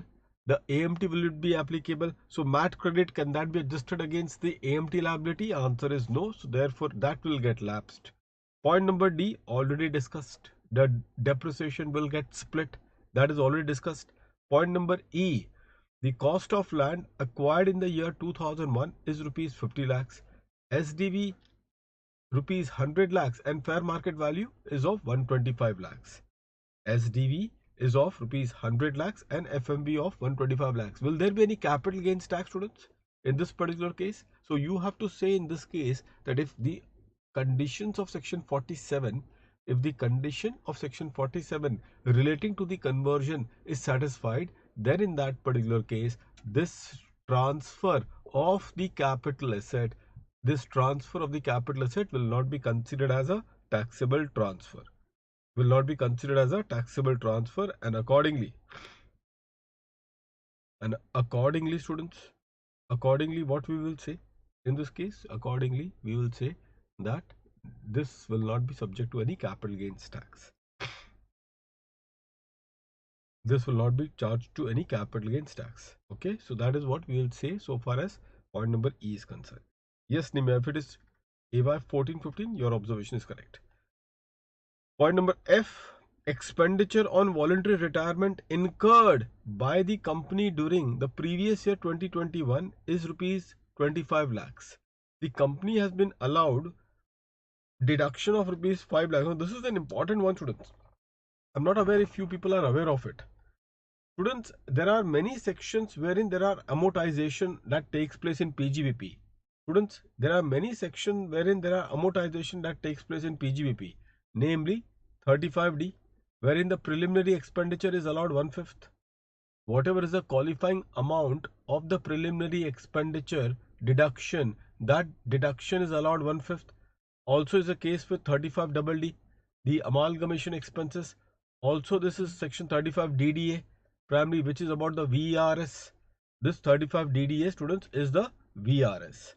So therefore, accordingly, what may happen, 1/5 is something is allowed. Say for example, 2 years has already happened and the deduction has been taken. The remaining 3 years still exist. The remaining 3 years, students, still exist. So question therefore is that whether for the remaining 3 years can the deduction be extended? Whether for remaining 3 years can the deduction be extended to the successor? whether for the remaining 3 years can the deduction in this particular case could be extended to the successor. To that the answer is yes. To that, students, the answer is yes. So therefore for the remaining 3 years this particular extension could be given to the successor in this context, and that is what it is. No, if Anaga, in that case the answer is no. Okay, so therefore students, the remaining 3 years this particular thing can be given, and that is what it is. So students, this is one of the point to be reckoned, just one PGBP point which is affecting the amalgamation and the demerger, so would be available for the remaining 3 years. Eligible for the remaining 3 years period. I hope that all of you are clear with this one. All of you are clear with this one, students. Okay, so this is one of the questions which are being there. We will look upon to the other questions. But students, there are a couple of points of the conversion of the private company into the LLP. There are a couple of points which I just wanted to share with all of you. Students, as you all know, the conversion should not be a conversion. The entire thought is that the owners who are the shareholder before the conversion that has taken place, so at least more than at least 50% of that ownership should remain after the conversion has taken place. At least 50% of the owners. Now that owners will become the partners. So at least 50% of that owner should remain for another period of 5 years in the capacity of the partner of that LLP. But that ownership should stand for a period of 5 years. That is point number one. Now the next particular and important point, students, is that this entire concept of, students, this entire concept of the LLP, this entire concept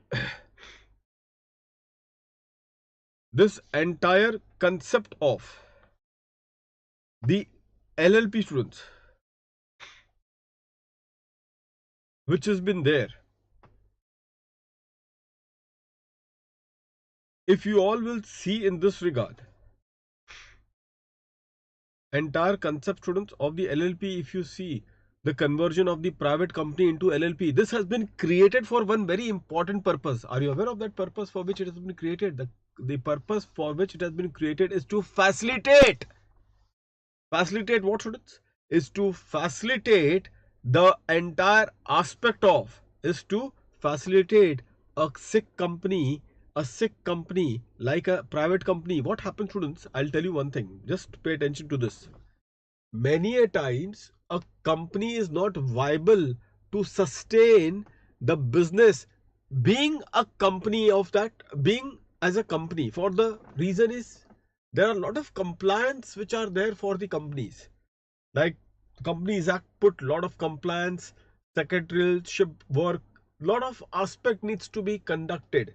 So therefore there are a lot of cost which is involved to remain as a company. Now such cost cannot be borne by some small entities, and therefore primarily a small entity who are now a company but they can't afford the cost. The only way out is now either to liquidate or to revive. So therefore this concept is giving them an opportunity to revive their business. This particular concept, students, is giving them the opportunity to revive their business. Now how do we say that this concept is giving them an opportunity to revive the business? This is through this additional condition. Check the additional condition, students, over here, which has been given to us. This additional condition is 2 layers. 2 layer means the conditions which are being given to you is 2 layers. One is the fixed asset condition and another is the turnover condition, meaning thereby this exemption on the capital gains under section 47 is available if and only if that company which is converting itself into an LLP satisfies this 2 conditions, and the 2 condition is, as I told you, the fixed asset condition and the turnover condition. The turnover condition, students, says that their turnover should not exceed 60 lakhs in any of the preceding 3 years. Their turnover, students, should not exceed in any of the preceding 3 years. So if the turnover of that company doesn't exceed in any of the preceding 3 years, then in that particular case, this will be eligible. But apart from that, there is one more condition that also has to be satisfied. And that is the asset condition. And the asset condition that you can see, students, is this, that the total book value of the asset of the company, the total book value of the asset of that company should not exceed 5 crores. So 5 crores is the upper threshold that is given to this company so as to being eligible for conversion for the purpose of eligibility of conversion, and accordingly for exemption under section 47. So they will be eligible for exemption under section 47. The company will be eligible for the exemption under section 47 only when these twin conditions are also satisfied. The turnover level condition and the asset level condition, students, and that exactly is the point. I hope that all of you are clear with this one. So this is the additional particular point, students. Just keep that in mind so far as the conversion is concerned. So students, this is what it is in this particular context, and that's the reason why, students, this is one of the important particular point. With that, students, this is primarily has been captured in this context. So this is one of the good question which has been there in the context of this particular thing, wherein they have tried to use the capital gains. Now students, one more question that we will be discussing in this case, which is question number 21. Students, all of you, no, it is 1/5 always, that 1/5 always. So you just need to see how many years are pending, and on that basis the successor will be eligible family to get that VRS deduction. So let's now look upon to one more question, and that is on the demerger. Again, a good question of the examination on the capital gains on the demerger front. Let's have a look, students. SS Private Limited, a domestic Indian company having two undertakings engaged in manufacture of cement and steel, decided to give off cement division to RV Private Limited, a domestic company, by way of demerger. So the division, which division, students? The cement division is now going to become another company, which is RV Private Limited, through the scheme of demerger. RV Private Limited would be the cement division. The net book value of the asset before the demerger was rupees 40 crores. The net book value of the asset transferred to RV Private Limited was rupees 10 crores. Okay, the demerger was made in January 2023.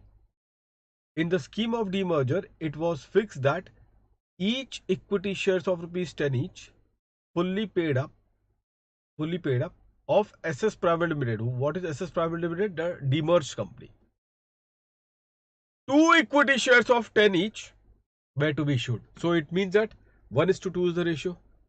So if I'm holding 100 shares of SS Private Limited, which is the demerged company, in against that, how many shares I'm going to get, students, of the other company, which is your RV Private Limited? 200 shares. I'm going to get 200 shares, students. So just think from the shareholder point of view, students.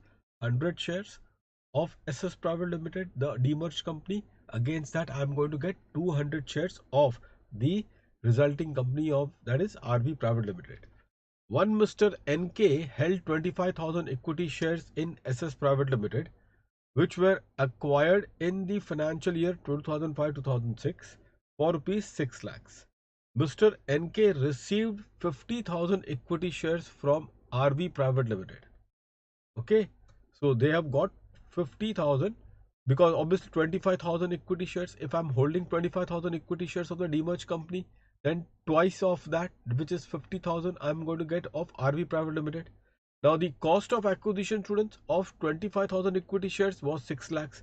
As you all know, from this 6 lakhs, we need to split how much of the cost is attributable to that division which has been given to RV Private Limited. So for that, we need to apply that formula, and based on that formula, we will come to know what will be the cost of the shares in that resulting company, RV Private Limited. once we come to know what is the cost attributable, what is the cost of the shares attributable to the resulting company RV Private Limited, we shall then reduce that cost. We shall then reduce that particular cost from what, students? From the original one, from the original cost of acquisition of 6 lakhs, so that we will now get the balance amount as the cost of acquisition of the shares of demerged company. The cost of acquisition of the shares of the demerged company. He sold all the shares of RV Private Limited for rupees 8 lakhs in March 2023. So therefore, students, RV Private Limited in March 2023. One very important point is going to come, students. Be very careful on that. Be very careful. In the background, you are requested to answer the following. Does the transaction of demerger attract any income tax liability in the hands of SS Private Limited and RV Private Limited? Who is SS Private Limited? The transferor. SS Private Limited is the transferor. So the transferor SS Private Limited, which has transferred the capital asset to the resulting company RV Private Limited, will they be liable for the capital gains tax? Answer is no, because the transferee resulting company is an Indian company, and accordingly we can say that this will not be subject to the capital gains tax, subject to the fulfillment of the other conditions. Apart from that, what about RV Private Limited? Be careful, students. They are also asking what will be the tax implication for RV Private Limited. The ICI in its solution, they didn't answer anything about RV Private Limited. They only happened to answer the tax liability, if any, of SS Private Limited, which was a transfer of the asset. So now then, what about the tax liability consequence in the hands of the transferee RV Private Limited? So the tax liability consequence in the hands of the RV Private Limited would be what? The gift tax. So whether the gift tax, students, will that be applicable in the hands of RV Private Limited? The gift tax provision, will that be applicable in the hands of RV Private Limited? To that the answer is no. Students, is no. I hope that every one of you are clear with this one. So the gift tax provision, students, probably will not be applicable in the hands of RV Private Limited, okay, which is the resulting company. Okay, I already told you earlier this particular point, so therefore be very careful. For the recipient, you will have to see from the angle of gift tax, and I told you that all the cases of business restructuring which are covered in the section 47, they are covered as well in the exception to section 56(2)(10). They are covered as well in the exception to section 56(2)(10), and hence no gift tax is applicable. State the condition in brief to be satisfied under the Act for a demerger. This condition, students, is section 19AA. This is the definition of demerger, students. I told you that here, just like the case of amalgamation, which is in the nature of merger, all the assets of and the liabilities of the amalgamating company should become the assets and liabilities of the amalgamated company. Similar is also the condition. Similar, students, is also the condition so far as a demerger is concerned. So all assets and liabilities of the undertaking being transferred by the demerged company immediately before demerger becomes the assets and liabilities of the resulting company. Okay, so this is one of the important aspects, students. Just always keep in mind. Rest of the theory, students, you will read it. But this, I just wanted to tell you one thing. Income tax law, whenever they give you the tax benefit in the nature of demerger or amalgamation, they only recognize the merger part. There is no such concept of purchase. It is only the concept of merger that you should always keep in mind. Okay, remaining theory, students, you can just read it primarily for the conditions part. Compute the capital gains that could arise in the hands of Mr. NK on the receipt of shares of RV Private Limited. On the receipt of shares. So students, now they have, please read the question carefully. They are only talking about the capital gains. So since it is only about the capital gains, they could have twisted the question further. If I were the examiner, I would have drafted the question like, compute the tax liability that could arise in the hands of NK on receipt of shares of RV Private Limited. So students, in this particular context, if the tax liability is what they would have told in the question, so you need not only talk about the capital gain implication for which the exemption of section 47 is available, the capital gains implication for which the exemption under section 47 is available, you should also then highlight upon the applicability of gift tax, and for both of them you will say that neither the capital gains tax would be applicable because it is covered in section 47, nor the gift tax implication would be available because it is covered in the proviso or the exception to section 56 to 10. And why capital gains tax is not applicable? Because I already told you the condition. The condition was this, that the resulting company should be an Indian company, and that condition has been fulfilled, and therefore there is no question of computation of capital gains in this particular regard. Compute the capital gain, students.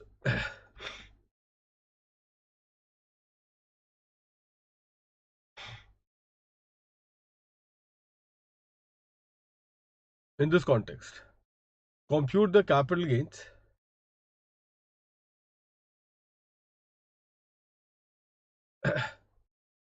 compute the capital gains that could arise in the hands of Mr. NK on the sale of shares RV Private Limited.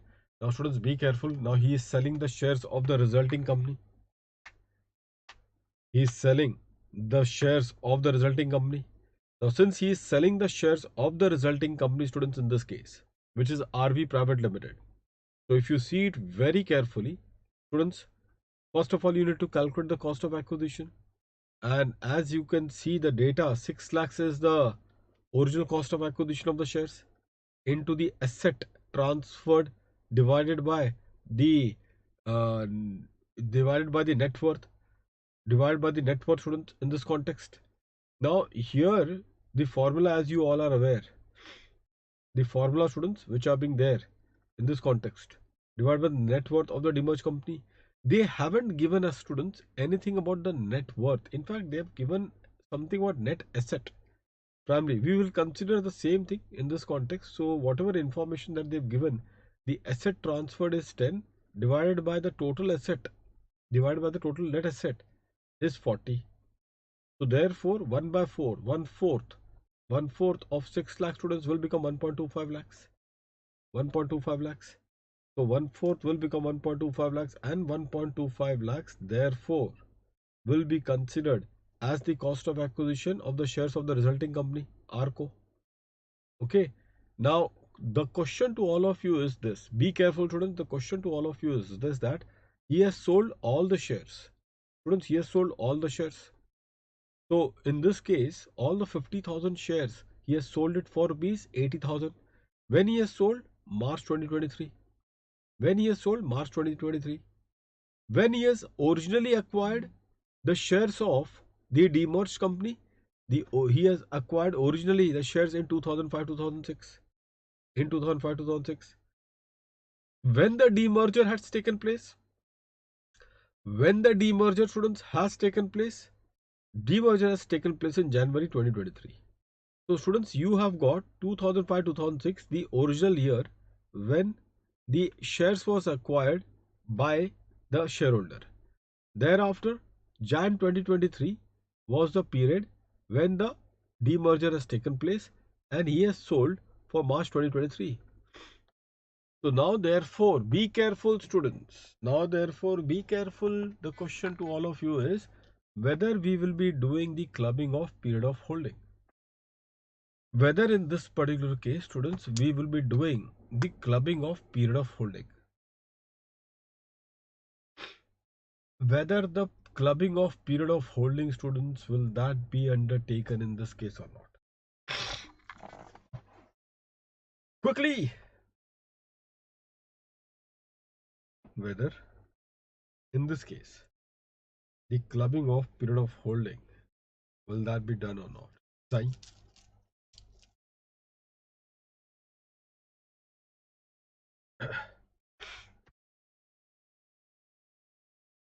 Teja, Anish, Vipin,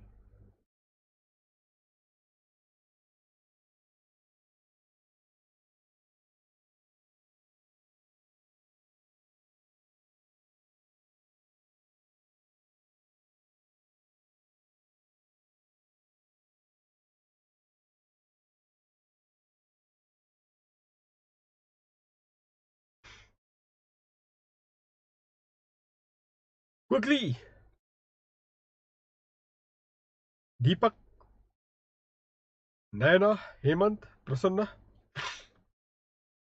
Students, be careful. I told you already that this Jan 2023, which they have given to us, this is the demerger covered under section 47. Okay, now I was holding the shares, students. I was holding the shares, original shares, which consist of even the cement division, So therefore, my original shares, therefore, the original shares, students, in this context, the original share, students, in this context, primarily, if you see, consisted of the value of the original shares consist of even the division as well. The value of the original share, students, consist of even the division as well. And therefore, in this particular context,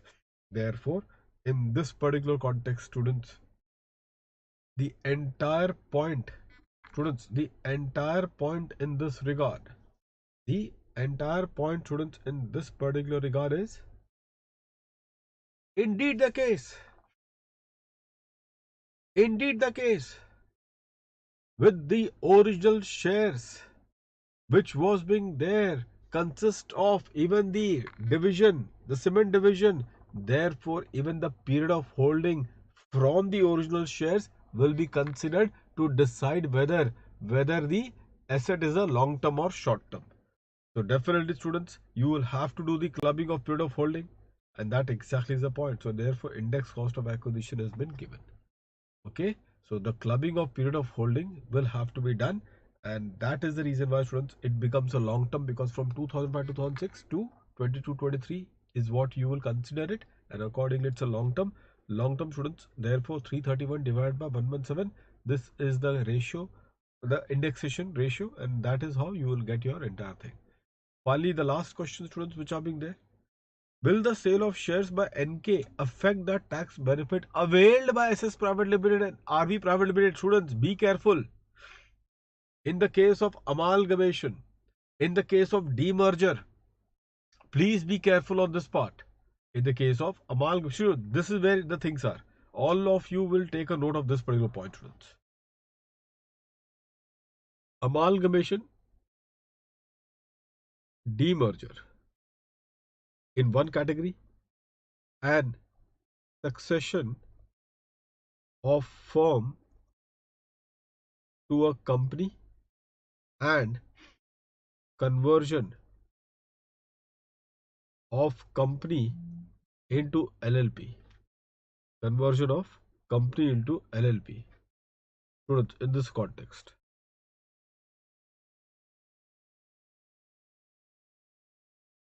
you will find over here, students, over here, in this context, that for the purpose of amalgamation and demerger, the shareholder conditions of retaining the new share doesn't exist. Please write this particular part. The shareholder condition of retaining the new shares. Retaining, students, retaining the new shares doesn't exist. Does not exist. Whereas over here, the condition of greater than or equal to 50% of control by the original owners,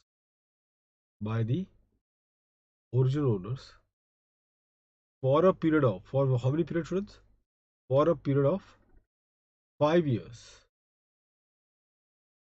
For a period of 5 years do exist. For a period of 5 years do exist. Just keep this particular point in mind. You also say, what is the logic behind that? Logic is very simple, students. Amalgamation, maybe it's a combination of two companies. It's a huge, it could be a huge one. And so is the case with demerger. It's quite progressive. I told you, in Tata Sons, then you make one out to become TCS. And you can just imagine how many shareholders would there be in Tata Sons. All the shareholders will become the shareholders of TCS then. And then to tell them, no, you cannot sell. If you sell, then the company which has claimed the capital gain exemption, their capital gain exemption under 47, then will come under the threat.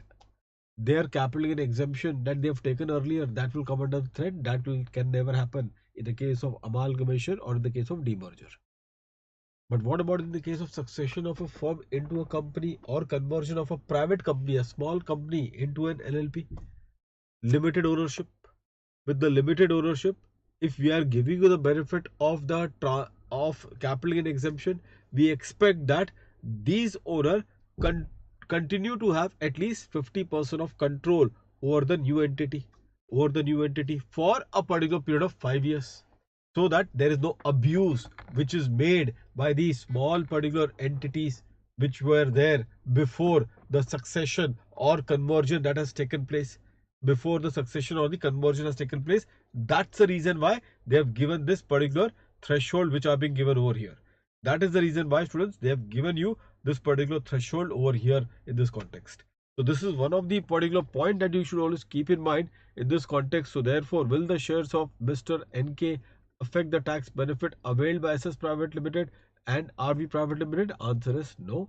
And last but not the least, is NK eligible to avail any tax exemption under any of the provision of Income Tax Act on the sale of shares of RV Private Limited? Is no, obviously.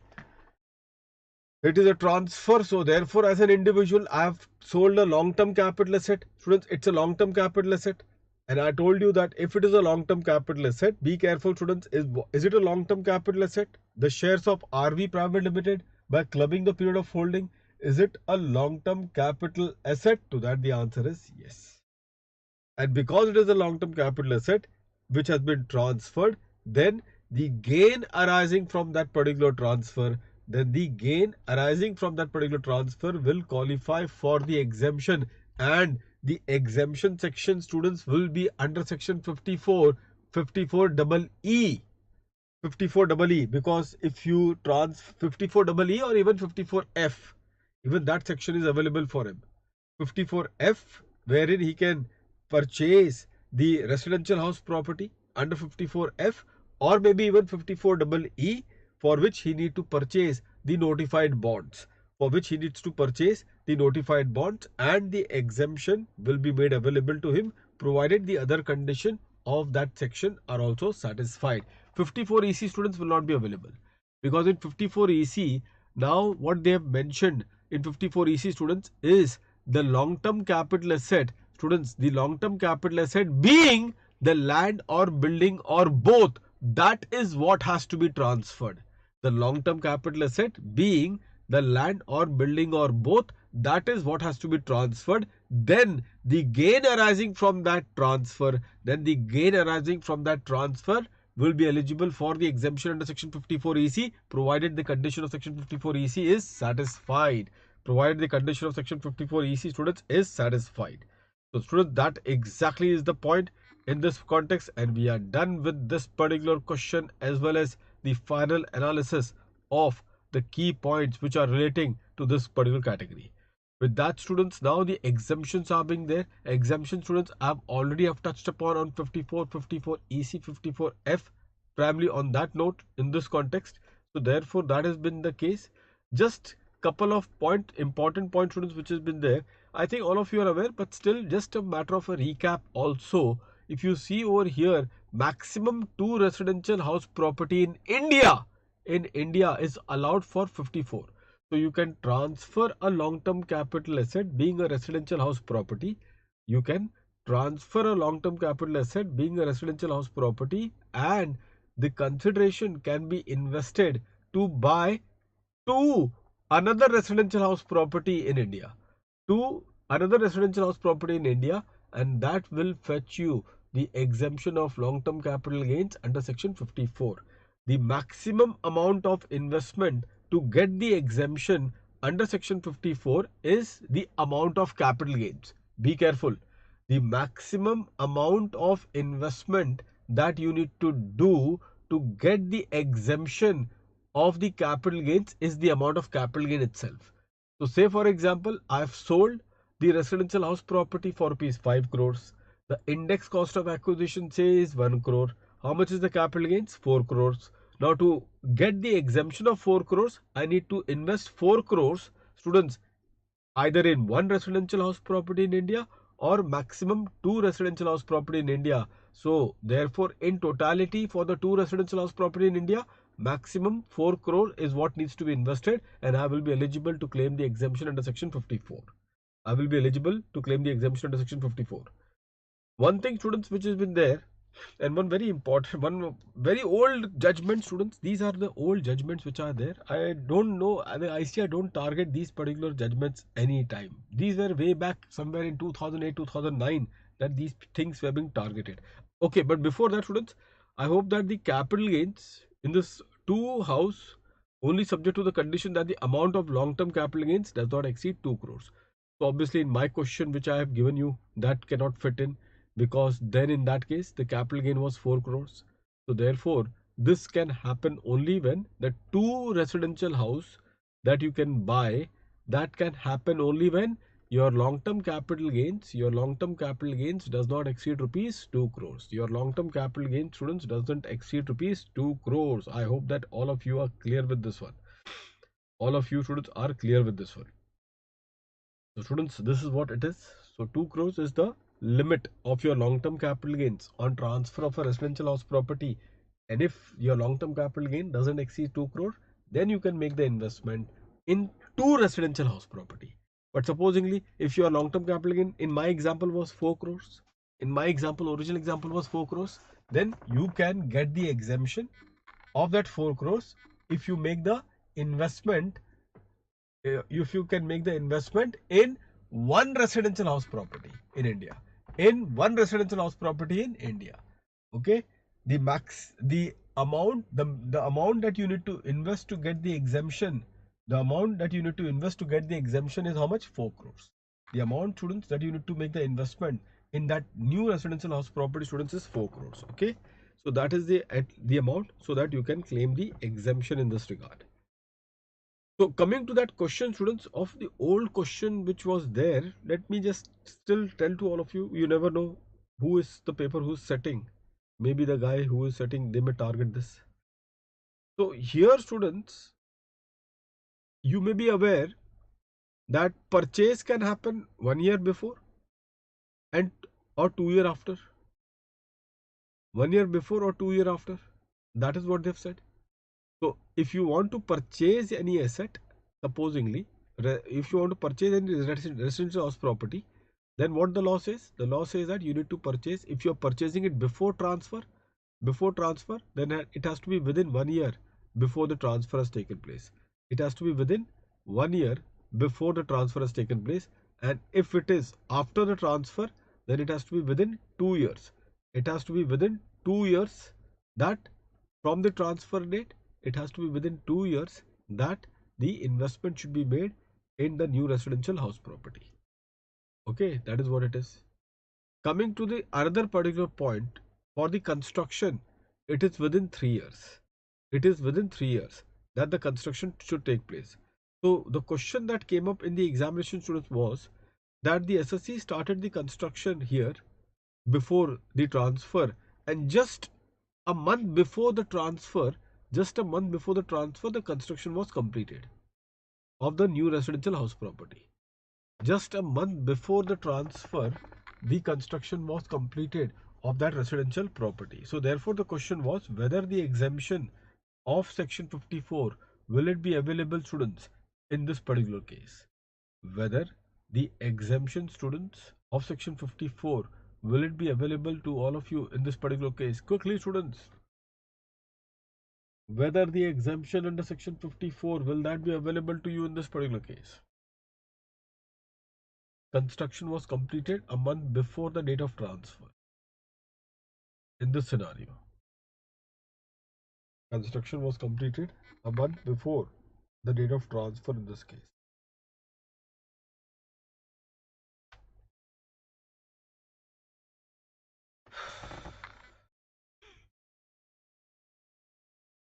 Lease period is what has to be considered, Vipin. The lease period is what has to be considered. So if the lease period is more than 12 years, you are the owner. So in this particular context, students, in this particular context, answer is no, because they are talking about what? The construction to be made within 3 years period. Within 3 years period, students. So within 3 years period from the date of transfer, within the 3 years period from the date of transfer, that the construction should be completed. So the before the transfer, the construction completion will create ineligibility. Before the transfer, the completion of construction will create the ineligibility. Keep that particular point in mind. Okay, so therefore in this particular context, students, it is ineligible. So that was one of the question that they've targeted in this particular context. So it can start, yes, Nasir, it can start before the transfer has taken place, but it has to end within 3 years from the date of transfer. Within 3 years from the date of transfer. I hope that all of you are clear with this one. Now, as far as students, as far as in this context, students, 54F is concerned. 54F, all of you are aware that any long-term capital asset other than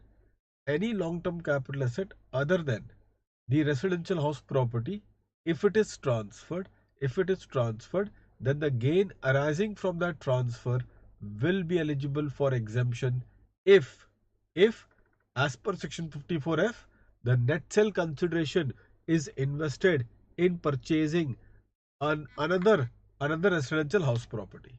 Net sale consideration is invested to purchase another residential house property. So students, that is what they are saying in this particular context so far as section 54F is concerned. So far as section 54F is concerned. Now here you have to be very careful. The net sale consideration needs to be invested to purchase another residential house property in India. Now, in that context, the first in this case is that, unlike in the case of 54, whereby minimum investment of my capital gain itself, where by investing the amount of my capital gain itself in a new residential house property, I can claim a full exemption of my capital gains. Here, the exemption is dependent upon, students, is dependent upon on what? Here, students, the exemption is dependent upon how much of the net sale consideration, has been invested in the new residential house property. And on that basis, the exemption will be calculated. On that particular basis, students, the exemption will be calculated. Another point for deliberation, students, in this context is this, that another point of deliberation, students, in this particular point is this, that here if the full so obviously, students, the pro rata approach, all of you are aware, that if the full net sale consideration is not invested in the new asset, then amount invested in the new asset divided by net sale consideration into the long term capital gain, that is what will be the amount of exemption under section 54 EC. If I'm selling a commercial house property, and the consideration I'm investing in a new residential house property, will I be eligible for the exemption under section 54F? Quickly, students, in this context. No, it is not same. Prasanna, it is not same. Your observation is incorrect. In trust, see here that we don't apply the formula. In the trust, just check the calculation and you will find a difference between the two calculations. It is not the same. So if I'm transferring a commercial house property and I'm investing out of that consideration in purchasing a new residential house property, whether I will be eligible for exemption under section 54F? Whether I will be eligible for exemption under section 54F, students, the answer is yes, it is, because the restriction is only in respect of the transfer of a long-term capital asset other than a residential house property. Residential house property. So yes, you can sell a commercial house property and the consideration can be invested in purchasing a new residential house property. In that case, the exemption under section 54F will be available. That is point number one. That is point number one, students. The other particular point, students, in this context is that, or may I say, the condition for claiming the exemption under 54F is that at the time when you are transferring the long-term capital asset, at that point of time, students, you should not be the owner of more than one house property. You should not be the owner of more than one residential house property. At the time when you are transferring this long-term capital asset other than residential house property, at that point of time, you should not be the owner of more than one residential house property. So can I therefore say, after I have invested, in the new residential house property against which I have claimed the exemption of 54F, my total count of the residential house property cannot be more than 2. My total count of the residential house property cannot be more than 2. Okay, so that is what the law of 54F says. That is what, students, the law of section 54F says in this regard. So students, this is what it is in this particular context, students, and that is what it is. And maybe the other small notes, students, which are being there has already been discussed earlier in this context, and that is what, students, this is what it will be in this regard. Now, one last and important section, students, that you should do in this case is 54GB. 54GB, students, is one of the very important contexts in this case.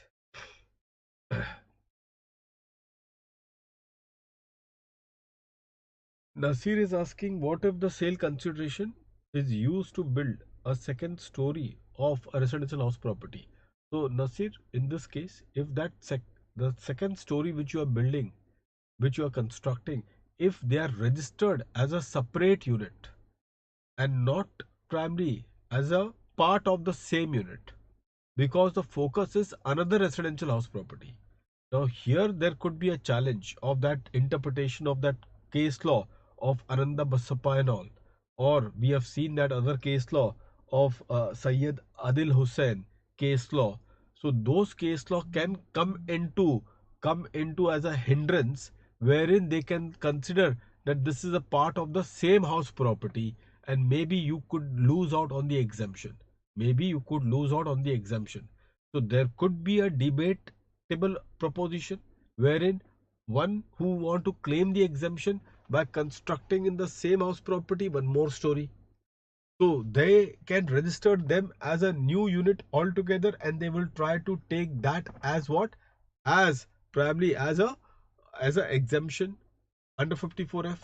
But the assessing officer in that particular case may make an opinion based on those two decisions that we have discussed earlier of the Karnataka High Court and the Bombay High Court, wherein the entire property could then be considered as the same property, and therefore it could at the most be considered as the improvement of the right of the existing property and not the purchase of another residential house property, and that way it can come in the way of the exemption of section 54F. It can come in the way of the exemption under section 54F. That could be the potential challenge in this particular context. Okay, so therefore the things are not free from the doubt as far as this particular point is concerned, because we don't have any Supreme Court level judgment, it's only the High Court one.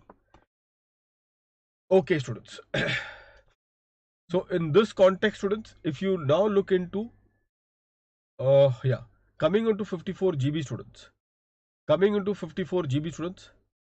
here it is individual and HUF. This is in the case of the individual and the HUF who has what, who has the individual and the HUF, students, family, who has a real estate, namely either a land or a building or both, and that real estate is what they have transferred. So I always give the example of the two IITians who may have come together, or maybe they want to set up a startup entity. They want to set up a startup entity. So what I have got, I in this case I only may have got some of my ancestral land, or say a building. That is what I may have. So that is what is being transferred in this context. And therefore, students, if I transfer that real estate, that will result into a capital gains. That will result into a capital gains. Now, to exempt this capital gains, there are two level of conditions that needs to be satisfied.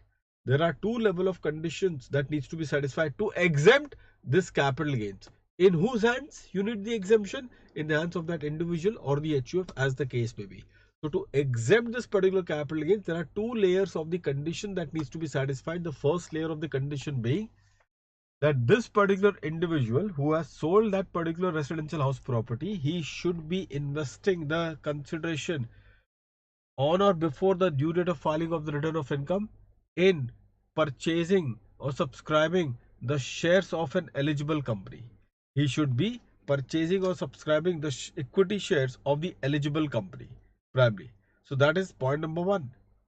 Okay, there are timelines by when, on or before the due date of filing of the return of income. Okay, once that has been done, the company gets the money. Once that has been done, the company gets the money.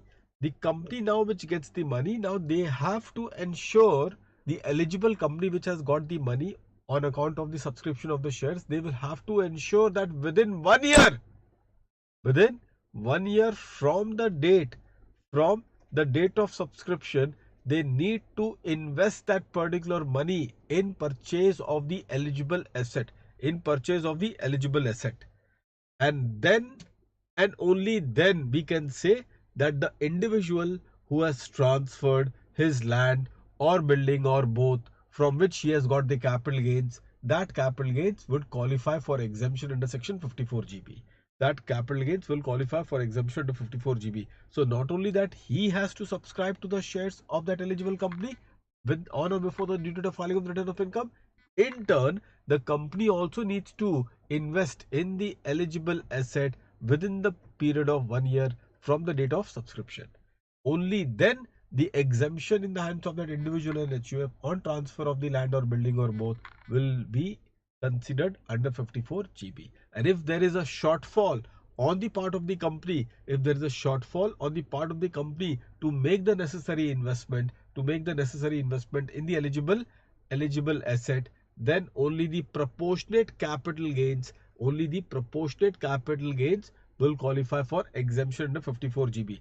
And that proportionate capital gains will be calculated as under, which is the long term capital gains, the original long term capital gains, into the amount invested in the new eligible asset, which is the plant and machinery, divided by the net sale consideration of the land and building or both, as the case may be. So this pro rata approach would also be applied over here, and on that basis the long term capital gain, students, would be considered. This lock-in period, students, you can read it. I don't target this lock-in period, but I will always suggest that read those lock-in period at 5 years, 3 years in some cases, so on and so forth. One practical question, students, we will do in 54GB, but here before we do this one 54GB, some important notes are there, students. This 54GB, keep that in mind. Probably just keep that particular point, students, in this case.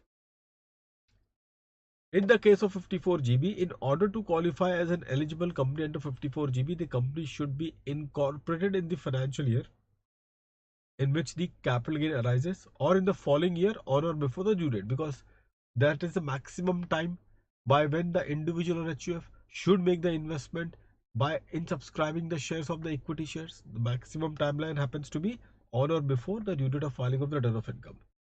The second one is that, students, eligible company could be engaged in the business of manufacture. This is important, students. Manufacturing.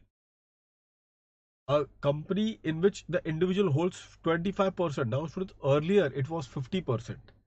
Earlier, students, it was 50% that this individual, by subscribing to the shares, he should be a shareholder of 50% or above. But now they have dropped it down to 25%, so that this company can get more funds. That is the reason why they have dropped it down to 25%.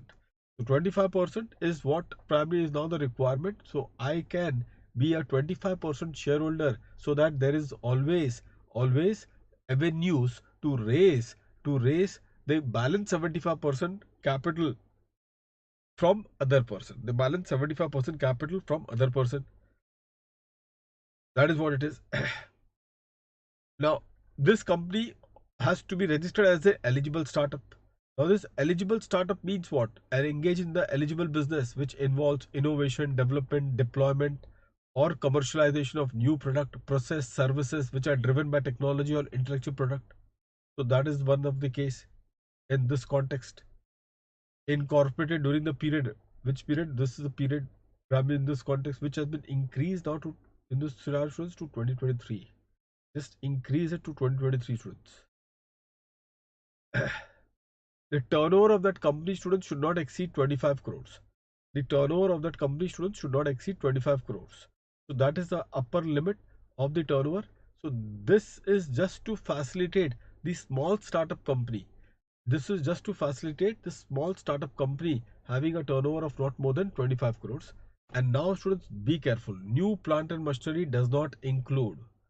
Students, this is similar to the condition of additional depreciation.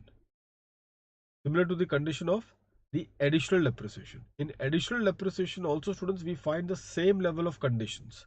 In additional depreciation, we find the same level of conditions in this particular context. So students, just keep that in mind. In this scenario, just the same thing. It should be a new plant and machinery. It should be something. It should, number one, it should be a new plant and machinery. Family, where it should not be set up, they will give it to you. It should not be set up, students, in the office or any residential premises, any office or any residential accommodation. Family, the new plant and machinery, students, should not be in the nature of any office appliances, including the computers or computer software. Now, students, for computer and computer software, there is one exception.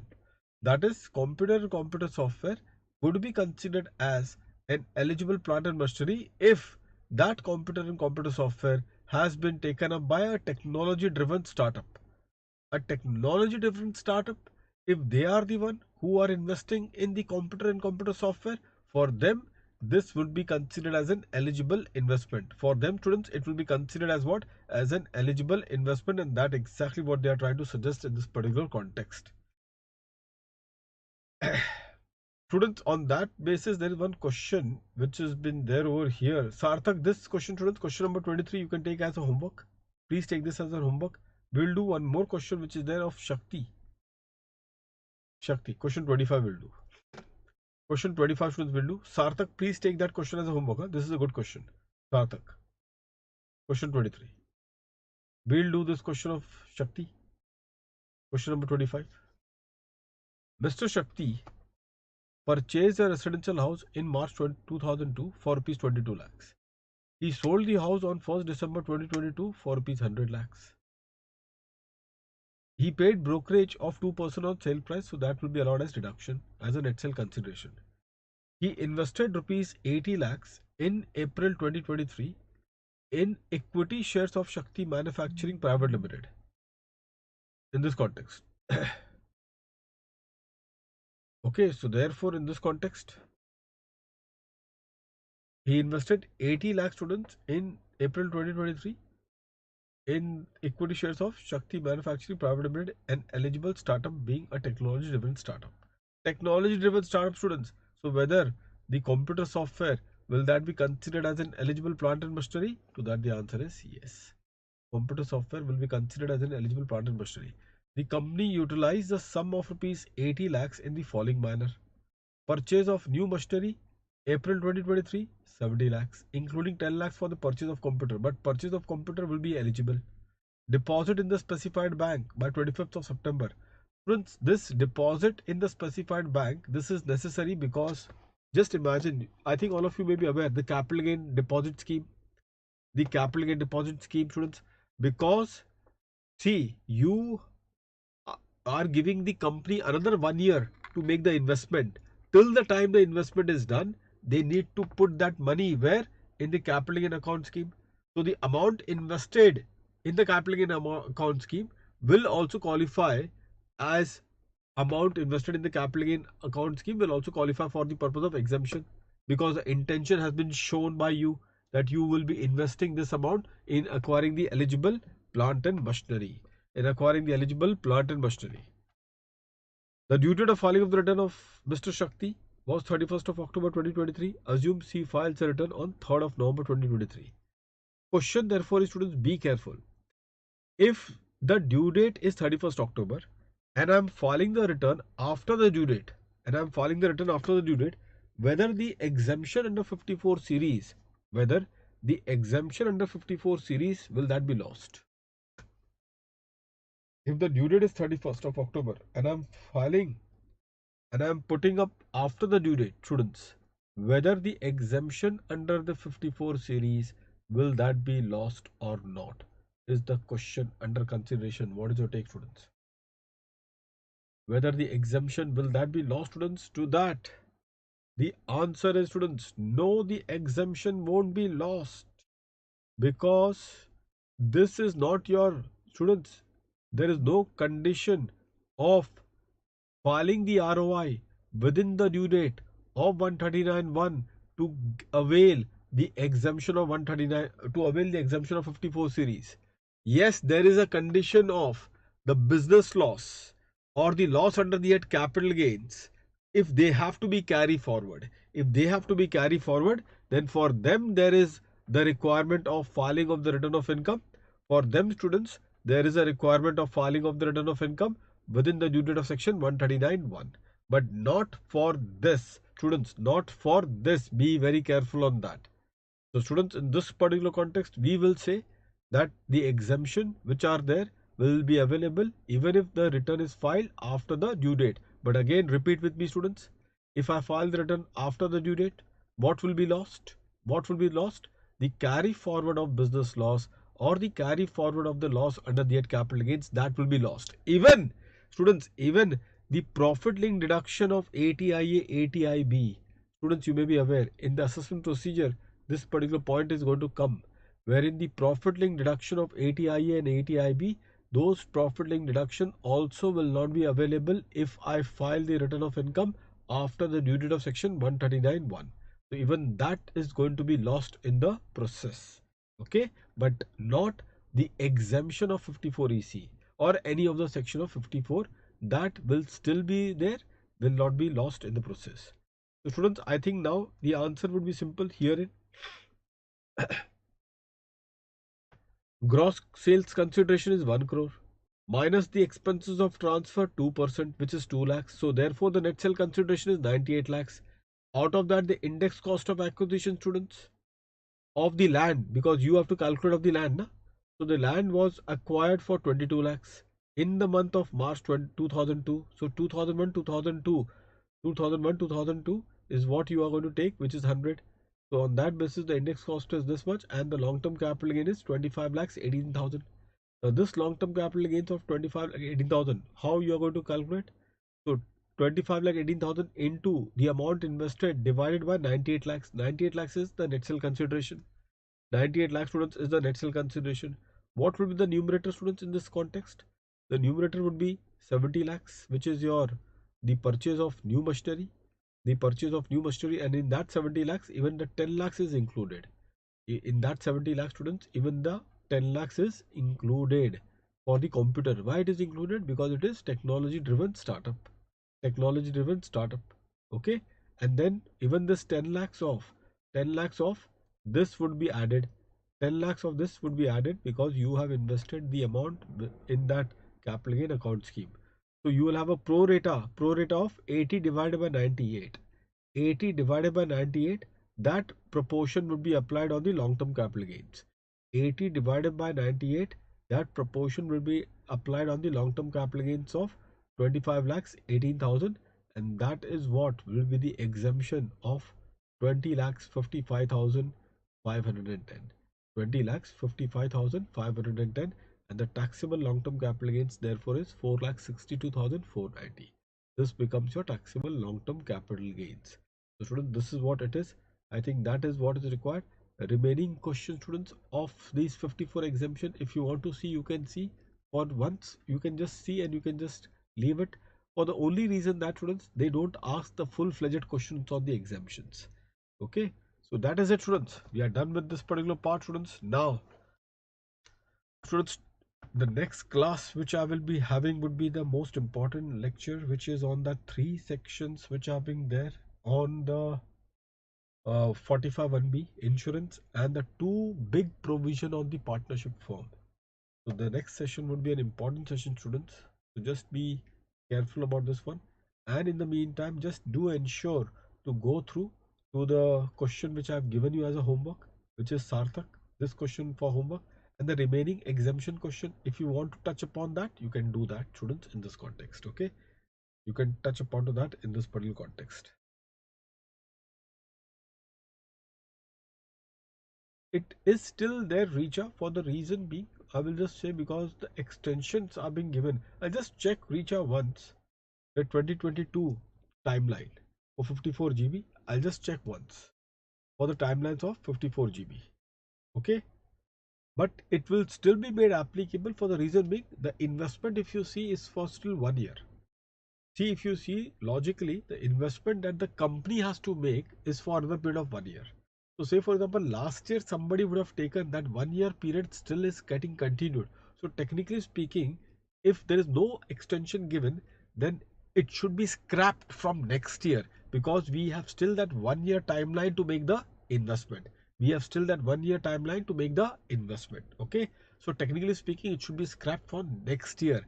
Unlike in the other cases wherein you may have got the timeline to make the investment only by the filing of the return of income, here the timeline to make the investment is up to 1 more year, which is there for the company. So technically speaking, it should be scrapped in the next year. But still, I will just confirm on that particular extension which has been granted for 54 GB or not.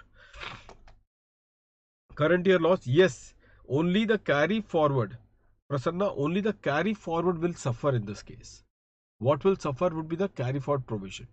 Okay, so what will suffer in the process would only be the carry forward provision. The set off is allowed, but not after set off. If still there is a loss and you have filed the return of income after the due date, so what will be lost would be the carry forward of the losses.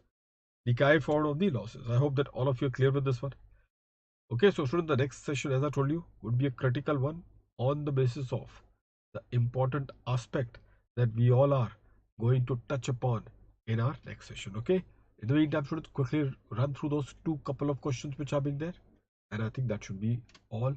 And then we go to our next segment of the three sections in the next class. See you then, students. Take care.